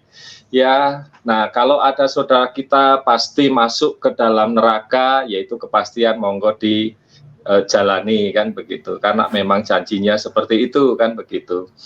Jadi kita akan mengajak, jadi selama ini kita hadir di dalam sini, selain kita menguatkan saudara-saudara kita yang terkasih, ya tentunya kita juga mengajak yang lain untuk mengenal hidup yang penuh kepastian, pasti diberkati, pasti diselamatkan. Jadi saudara yang terkasih, marilah kita sama-sama belajar untuk mencari kebenaran itu, bahwa di dalam Yesus ada kepastian, di dalam Yesus ada keselamatan, kepastian keselamatan. Jadi mari kita sama-sama mengambil diri kita, merendahkan pikiran kita, hati kita untuk mengenal Dia yang memberi jaminan kepastian hidup. Itu saja Pak Eri, teman-teman, Bu Uti, ya, Tuhan memberkati. Ya, Siap. baik, terima kasih Pak MVP. Wahyullahi, maaf. Ya, Minta Pak. maaf, ini Pak Hadir. Regen nih, dicoba audionya, udah jadi belum? Ya, baik, silakan Pak Regen. Shalom, Shalom, Nah, sudah. ini dia. Sudah. Mantap, Akhirnya. Pak. Makasih, Pak. Ini Diberkati dia akhirnya semua. Baik, kita baik. mendengar suaranya. Silakan Pak Regen langsung untuk menanggapi ataupun ada yang ingin disampaikan berkat apa yang disampaikan tema pada pagi hari. Silakan Pak Regen. Minta maaf, Pak. Soalnya kan baru masuk, jadi mengikuti aja dulu, Pak. Jadi nggak tahu dari Oke. tadi, cuman online ikuti. Tapi belum Ya, masuk. ya, ya. Iya, Pak. Karena ada gangguan Ya. tadi ya, terbang-terbang. Oke, Iya. yang penting selamat datang Pak Regen. Audionya udah jadi. Oke, Pak MVP silakan. Ya, baik. Pada akhirnya kita sudah sangat mendapati suatu kepastian yang sudah pasti diberikan kepada kita semua sebagai orang-orang yang telah dipilih untuk mendapatkan kasih karunia keselamatan yang pasti. Dan memang terkadang saya berpikir sendiri dan bertanya dalam diri saya sendiri, kenapa ya orang saudara-saudara saya yang di seberang yang terinfeksi virus kadrun ini kadang-kadang mereka tidak pernah paham apa yang kita sampaikan itu yang kadang-kadang saya tidak habis pikir, apakah mungkin ya loadingnya lama ataukah masih pakai prosesor Pentium 1, saya nggak tahu ya, tetapi ya kita terus kabarkan dan kita terus wawarkan bahwasanya keselamatan hanya di dalam nama Tuhan Yesus saja, tidak ada dalam nama lain.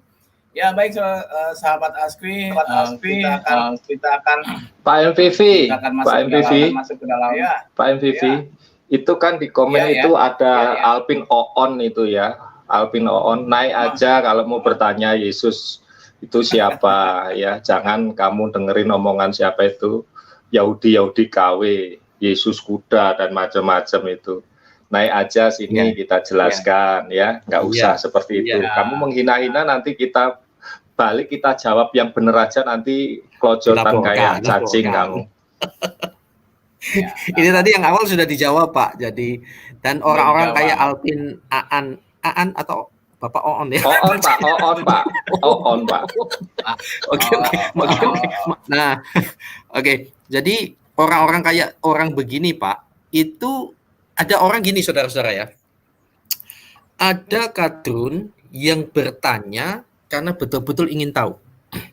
Terus ada kadrun yang bertanya tetapi dia tidak butuh jawaban.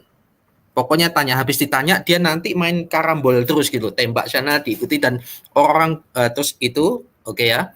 tidak butuh jawaban. Terus yang ketiga, dia hanya ingin ribut atau hanya ingin itu tadi, pokoknya rame aja, pokoknya ngaco aja, hanya berdasarkan ketidaksukaan, dan biasanya dasar-dasarnya saya sangat lemah hanya katanya, ya. Pokoknya apalagi kata Ustadz itu, karena ada saminah wa tonah ya, apa yang dikatakan Ustadz itu pasti benar.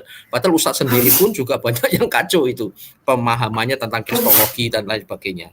Jadi seperti itu. Nah, yang jenis 2 dan 3, kalau saya akan tanggapi secukupnya. Tetapi yang saya seriusi itu yang betul-betul bertanya, ingin tahu, ya. Karena mau betul-betul ngangsu kawruh itu menimba ilmu, dan itu secara spirit terasa. Tetapi hati-hati juga orang yang sebetulnya poin 2 dan 3, tetapi dia berkamuflase pura-pura seperti poin 1. Biasanya ngomongnya saya mau belajar, saya gini, saya ini, hanya orang ini, tapi nanti tanya-tanya bulat-bulat, dan ciri khasnya dijawab 1, dia sudah kepepet, atau sebetulnya dia udah dapat jawabannya, dia akan ciptakan pertanyaan yang lain, dan akhirnya tidak pada esensinya. Hal-hal yang tidak esensinya, seringkali yang mereka tanyakan adalah hal-hal yang tidak tercatat di Alkitab. Begitu. Biasanya seperti itu. Dan mereka hanya minta jawaban yang seperti kitab mereka katakan gitu loh. Sementara kitab itu kitab mereka itu saya sama sekali tidak bisa percaya. Gitu. Karena kontradiktif dan tidak sistematis dan seterusnya. Loh, ini hak saya untuk tidak percaya kan? Jadi intinya seperti itu. Tetapi ada orang yang memang terpanggil untuk melayani baik poin 1, 2, 3. Itu saya tidak bisa salahkan, dan saya tidak mau menyalahkan, dan jangan biasakan orang yang punya calling itu kita serang, terutama kalau dia menginjil. Ya, ada yang memang dia siap mendebat, sikat-sikatan. Ya sudah, callingnya di situ. Yang penting Tuhan diberitakan. Tuhan memberkati. Iya, baik. Ya, sedikit tambahan Pak MVP. Baik, termasuk kayak Pak Wahyu Ilahi ini tadi ya. Ada yang tipe demikian. Nah itu memang oke, daripada tanya silahkan masuk. Lah ada demikian. Nah ini luar biasa. Jadi kita ini saling melengkapi. Oke, Tuhan berkati. Pak Wahyu silahkan mau tambahkan. Oke. Ya, untuk Alvin Oon ya, kamu kan mungkin kata itu dari siapa itu, Yahudi KW itu ya, Yahudian KW yang ada di Indonesia ya. Kata Yesus itu kalau kamu pengen belajar, kamu malas membuka itu ya belajar. Saya kasih tahu, kalau bahasa Latin itu ya disebut Yesus. Ya kalau bahasa Ibrani Yehosua. Ya kalau bahasa Aram ya Yesua artinya Yahweh, artinya menyelamatkan kan gitu Alvin. Ya kamu bahlul, jangan ikut-ikutan orang bahlul, tambah bahlul, belajarlah pada kami. Marilah kepadaku yang letih lesu dan berbeban berat, bebanmu berat dul. Ya, datang pada kami jelaskan. Betul, amin. Mantap. Lanjut. Oke, baik. Kita doakan orang kayak begini. Ya, lanjut Pak. Ya, baik. Saya akan sedikit menambahkan ya. Kalau misalnya begini, saya ini panas gitu, esmosi. Ya, begini. Saya kasih sahabat Aski, saya ingin memberikan satu penambahan ya. Kitab mereka mengatakan bahwasanya kitab mereka adalah kitab yang membenarkan kitab-kitab terdahulu seperti kitab Taurat dan kitab Injil yang katanya kitab Injil kita adalah kitab palsu, tetapi mereka masih korek-korek aja, dan kitab Injil ini ternyata disetujui oleh ulama-ulama yang berpendidikan ya, bukan kadun ini tingkatan otaknya tuh nggak selevel dengan kita sebenarnya, jadi nggak usah kita tanggapi sebenarnya karena levelnya tuh masih jauh di bawah kita gitu. Nah, sombong sedikit saya nggak apa-apa. Jadi contohnya mereka bilang makan daging babi itu haram gitu, tetapi mereka masih makan daging onta, sedangkan dalam perjanjian lama dalam Imamat 4 ayat 11 itu dikatakan babi ternyata bukan babi aja yang haram, onta juga haram. Menjangan juga haram. Mereka tuh jangankan dagingnya, pipisnya aja diminum gitu. Ini udah di luar di luar batas-batas pemikiran manusia. Jadi sebenarnya siapakah kitab yang mengkhianati kitab-kitab terdahulu? Apakah Injil? Yang enggak gitu. Lalu dalam perjanjian lama dikatakan dalam kitab Musa dalam 10 perintah Allah gitu. 10 perintah Allah mengatakan di perintah yang ke-6, jangan membunuh, tetapi kitab mereka ada ayat-ayatnya, bunuhlah mereka. Berarti kitab mereka sudah mengkhianati dan sudah mencederai daripada kitab-kitab terdalama. Jadi disinilah kitab mereka ternyata yang palsu, karena mereka bilang katanya kitab mereka membenarkan kitab Taurat dan Injil, tetapi mereka sendiri yang melanggar perjanjian lama ataupun Taurat dan Zabur begitu. Nah, lalu yang kedua, aduh, saya ikut but ya. Jadi yang kedua, mereka itu selalu, kita ini sudah menjadi umat yang pasti, bukan umat klaim-klaiman begitu. Dan kita percaya, dan mereka nggak akan pernah menemukan tentang Tuhan kita yang sebenar-benarnya, karena mereka menjabarkan konsep ketuhanan itu dengan konsep akal manusia. Ingat, akal manusia itu banyak menyesatkan loh.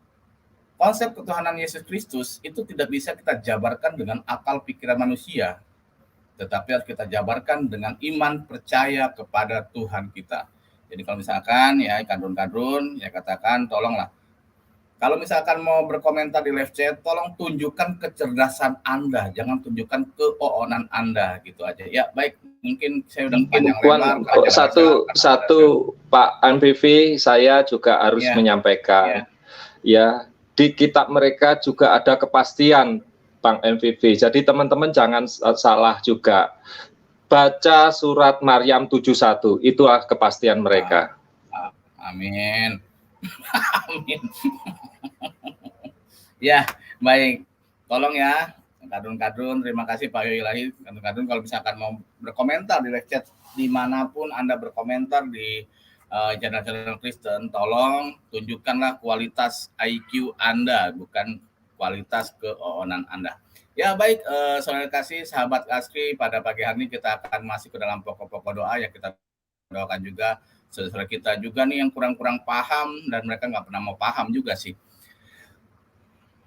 Apa nih Pak Heri?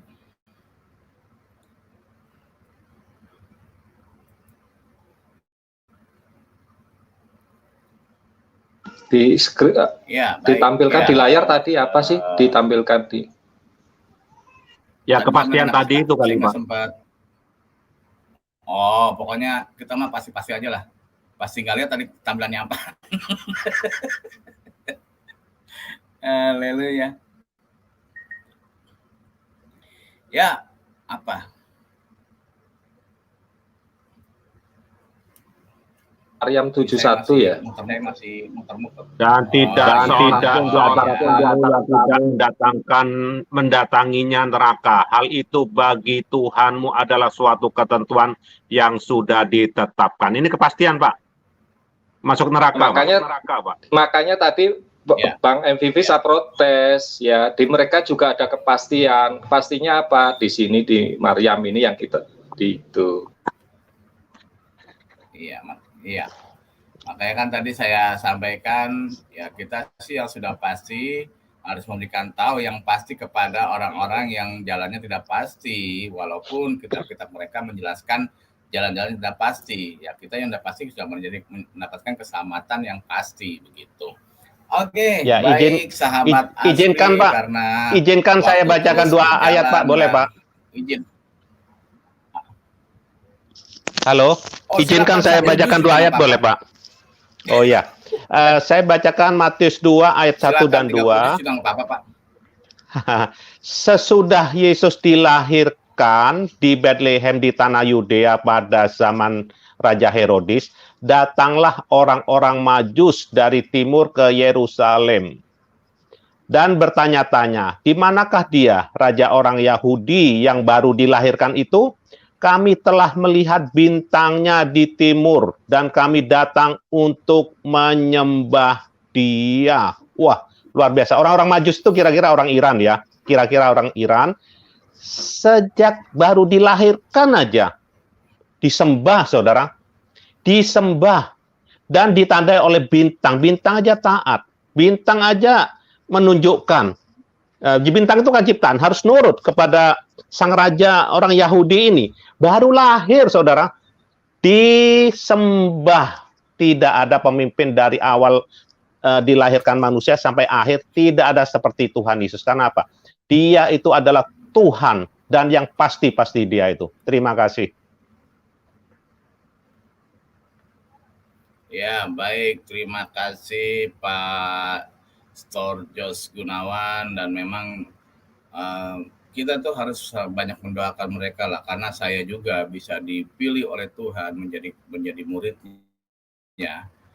Saya karena ada orang Kristen yang mendoakan saya, karena saya tidak pernah ada yang menginjili saya, tidak ada pendeta yang menginjilin saya, nggak ada. Tetapi ada orang yang mendoakan saya supaya saya bisa hidup di dalam iman kepada Tuhan Yesus Kristus yang adalah juru selamat yang kekal dan satu-satunya. Oke, baik sahabat Askri, kita akan masuk ke dalam pokok doa syafaat ya. Tadi saya mau masuk pokok doa syafaat, susah juga ya. Haleluya.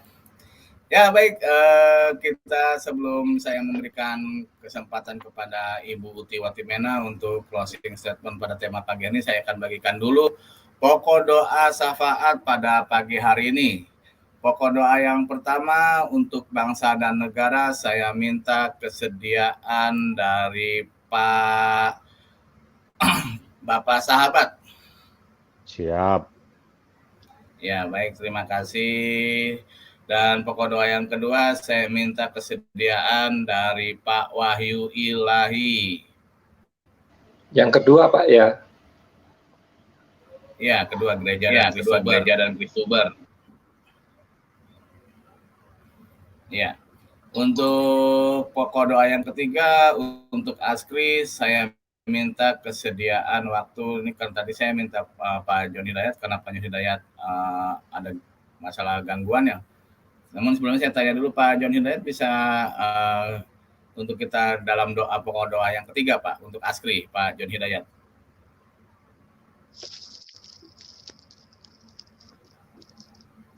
Halo Pak John Hidayat. Lagi perbaiki kereta itu Pak. Ya baik. Ya mungkin saya minta kesediaan waktu dari Ibu Cynthia Gumilang untuk doakan pokok doa syafaat yang ketiga untuk Askri, Ibu Cynthia. Oke. Ya, baik. Baik, terima kasih. Sebelum kita masuk ke dalam pokok doa, saya berikan closing statement untuk pada Ibu Uti Watimena. Tema pada pagi hari ini, silakan Ibu Uti Watimena. Ya, kita sudah sampai ke penghujung ya, acara sebentar. Ke penghujung acara ibadah kita, di mana tadi kita sudah mendengar, kita sudah membahas bahwa kebangkitan Yesus itu merupakan tonggok sejarah, tonggok iman kita, pokok iman kita, dan merupakan dasar kepastian iman kita gitu. Karena di dalam yang kita baca tadi bahwa lewat kebangkitannya kita juga akan dibangkitkan. Lewat darahnya kita sudah ditebus, lewat kebangkitannya kita akan dibangkitkan dan kita akan mendapatkan hidup yang baru bersama dengan Dia. Dan ini berdasarkan bukti-bukti, berdasarkan pernyataan-pernyataan, berdasarkan fakta-fakta, karena semuanya berdasarkan data realita yang terjadi di lapangan gitu.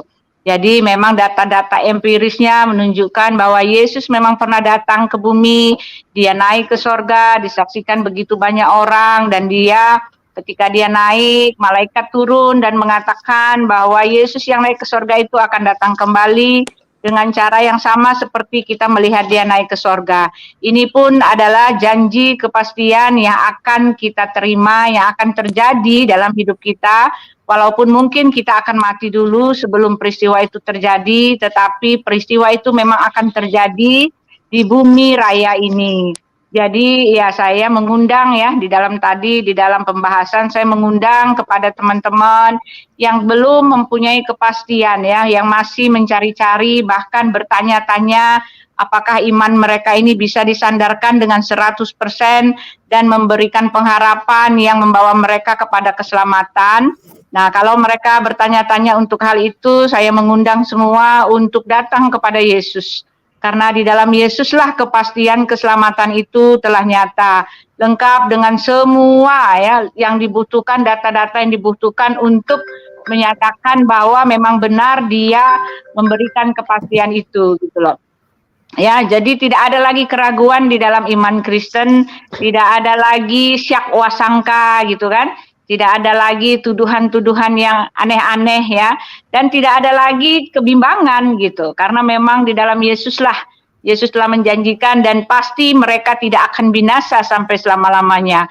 Ketika Dia telah memberikan hidup yang kekal kepada kita, jaminan keselamatan itu pasti dan kita tidak akan binasa, tidak akan direbut oleh manapun juga kecuali kita sendiri yang melepaskan kepastian itu. Jadi himbauan saya, marilah kita datang kepada yang pasti-pasti supaya nyaman hidup kita, supaya tidak ada keraguan, supaya kita dipelihara sempurna dan kita berbahagia hidup dalam kepastian keselamatan yang luar biasa yang sudah Dia janjikan untuk kita. Ya, itu saja. Ya, baik. Terima kasih Ibu Tiwatimena, dan kita percaya pagi hari ini kita sudah diberkati akan kebenaran firman Tuhan, dan kita juga berdoa untuk Ibu Uti ya, agar Ibu Uti senantiasa diurapi oleh Tuhan, diberkati segala pelayanannya dan pekerjaannya, dan diberkati keluarganya, dan diberikan juga kesehatan serta kekuatan semangat dalam Tuhan Yesus Kristus. Ya, baik saudara kasih, saya akan ulangi. Pokok doa pertama akan dipimpin oleh Bapak Sahabat. Untuk pokok doa yang kedua akan dipimpin oleh Bapak Wahyu Ilahi, dan pokok doa yang ketiga akan dipimpin oleh Ibu Cynthia Gumilang. Dan saya juga minta waktu sepenuhnya kepada Ibu Uti untuk memimpin kita dalam doa Bapa kami dan serta doa berkat. Baik saudara kasih, mari kita satukan hati kita semuanya, kita berdoa pada pagi hari ini di Fellowship ASKRI, Asosiasi Kristen Indonesia. Mari kita berdoa. Engkaulah Raja, Engkaulah Tuhan, Engkaulah sesembahan kami. Oh Tuhan, terima kasih kami bagian dari bangsa Indonesia. Kami wajib berdoa karena Indonesia butuh Engkau Tuhan Yesus. Bangsa Indonesia dan negara Indonesia memerlukan Engkau, jamahan, lawatan daripada Engkau Tuhan. Berdoa untuk rakyat Indonesia dari Sabang sampai Merauke Tuhan, dijamah, dilawat Tuhan Yesus, di dalam nama Yesus. Semua atmosfer di seluruh Indonesia dari Sabang sampai Merauke Tuhan Yesus. Segala roh jahat, roh iblis, roh kenajisan, Kau halau Bapa di dalam nama Tuhan Yesus Kristus. Tuhan, kami sehingga lawatan-Mu Tuhan turun atas Indonesia, sehingga semua rakyat datang untuk menyembah-Mu. Semua lutut bertelut, semua lidah mengaku bahwa Tuhan Yesus adalah Sang Juru Selamat. Terima kasih. Berdoa Tuhan untuk pemerintahan yang tertinggi sampai terendah. Bukankah ini wakil-Mu di bumi Indonesia Tuhan? Maka dari itu, urapan-Mu, hikmat, wibawa yang daripada Engkau untuk presiden, wakil, para menteri, gubernur, wali kota, bupati, camat, lurah, sampai RT RW Tuhan Yesus. Sungguh supaya takut akan Engkau Tuhan Yesus. Dan Tuhan berdiri di atas ideologi Pancasila dan NKRI Tuhan Yesus tetap utuh Bapa di dalam nama Tuhan Yesus Kristus. Terima kasih Tuhan, terima kasih hanya dalam nama Yesus. Ucap syukur dan terima kasih. Haleluya. Amin. Bapa di dalam surga, senantiasa Engkau memberi rahmat berkat bagi kami, memberi kesehatan bagi kami, untuk kami mengadakan fellowship di ASKRI ini Tuhan. Dan kami semakin yakin bahwa Engkau Yesus, Sang Yahweh itu, Sang Penyelamat itu hadir dalam kehidupan kami, hadir di bangsa kami. Melalui gereja-gereja-Mu Tuhan, biarlah nama Yesus dimuliakan, nama Yesus diperdengungkan, nama Yesus dapat mereka terima Tuhan, orang-orang yang belum mengenal nama Yesus yang berkuasa, nama yang menyelamatkan. Terima kasih Bapa, melalui gereja-gereja-Mu, biarlah bangsa ini, rakyat Indonesia ini semakin terbuka, mereka mendapat jalan kebenaran dan hidup, mereka diselamatkan, mereka memiliki kepastian diselamatkan, mereka memiliki kepastian diberkati. Tuhan, kami berdoa untuk gereja-gereja yang ada di seluruh Indonesia, bahkan di pelosok-pelosok daerah Tuhan.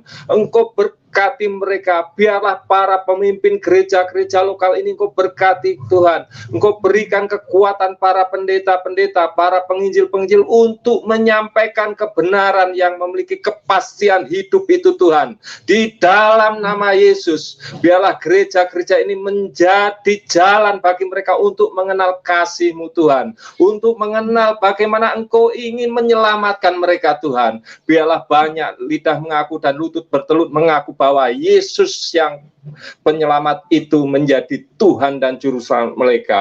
Tuhan, juga kami berdoa, biarlah ada kesatuan di antara gereja ini untuk menyerukan, meninggikan nama Yesus Tuhan. Terima kasih Tuhan, juga kami berdoa untuk para Kristuber yang Kau pakai di dunia online, dunia medsos ini Tuhan. Biarlah para Kristuber semakin Kau terlengkapi dengan hikmat marifat-Mu Tuhan, dengan pengertian-pengertian yang benar akan firman Tuhan. Biarlah Kristuber ini semakin menyatu Tuhan, untuk menjalankan amanat agung-Mu, menjadikan semua bangsa, semua manusia murid-Mu Tuhan, untuk bersama-sama datang di dalam perjamuan kudus-Mu. Terima kasih Tuhan, kami percaya di dalam kehidupan para Kristuber ini banyak tantangan, banyak masalah, banyak hambatan. Kami berdoa Tuhan, hanya di dalam nama yang berkuasa, yaitu nama Yesus, segala permasalahan para Kristuber ini boleh terselesaikan dengan baik. Terima kasih Bapak, biarlah kami semakin Kau pakai Tuhan para Kristuber ini untuk menyampaikan kebenaran itu Tuhan. Nama-Mu besar, nama-Mu agung, nama-Mu berkuasa, yaitu nama Yesus Kristus Tuhan penyelamat kami. Terima kasih Tuhan, terima kasih, kami bersyukur setiap hari Engkau berikan kami kekuatan untuk melakukan fellowship pagi ini. Terima kasih untuk Ibu Uti yang sudah menyampaikan firman-Mu. Di dalam nama Tuhan Yesus kami berdoa dan ucap syukur.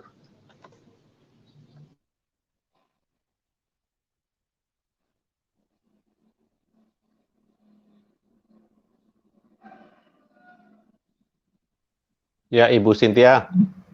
Silakan Ibu Cynthia.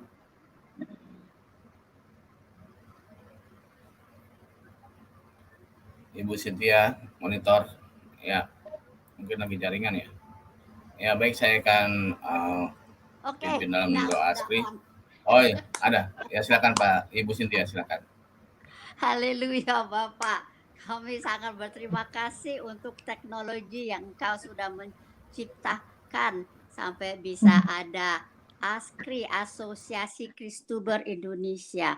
Abah, tolonglah berkati asosiasi ini, Abah, biar bisa mewartakan firman-Mu di seluruh dunia dengan unity, semua itu Kristuber, Abah. Jangan berantem satu sama lain, karena mereka adalah untuk wajah Tuhan, sebagai cermin Tuhan Bapak.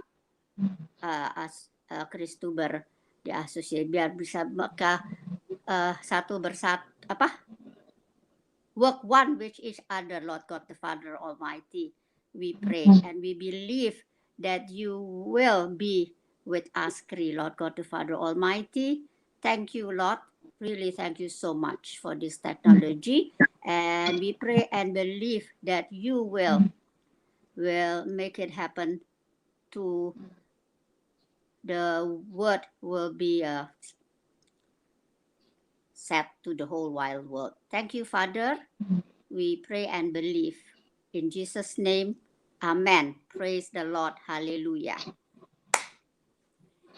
Ya. Bapa kami yang ada di sorga, dikuduskanlah namamu, datanglah kerajaanmu, jadilah kehendakmu jadilah kehendakmu di bumi seperti di sorga. Berilah kami pada hari ini makanan kami yang secukupnya, dan ampunilah akan kami, akan kesalahan kami, seperti kami juga mengampuni orang yang bersalah kepada kami. Dan janganlah membawa kami ke dalam pencobaan, tetapi lepaskanlah kami daripada yang jahat, karena Engkaulah yang empunya kerajaan dan kuasa dan kemuliaan sampai selama-lamanya. Jemaat, kembalilah kepada aktivitas keseharianmu sehari demi sehari. Kasih karunia dan damai sejahtera dari Allah Bapa kita menyertai kamu sekarang dan sampai selama-lamanya. Amin.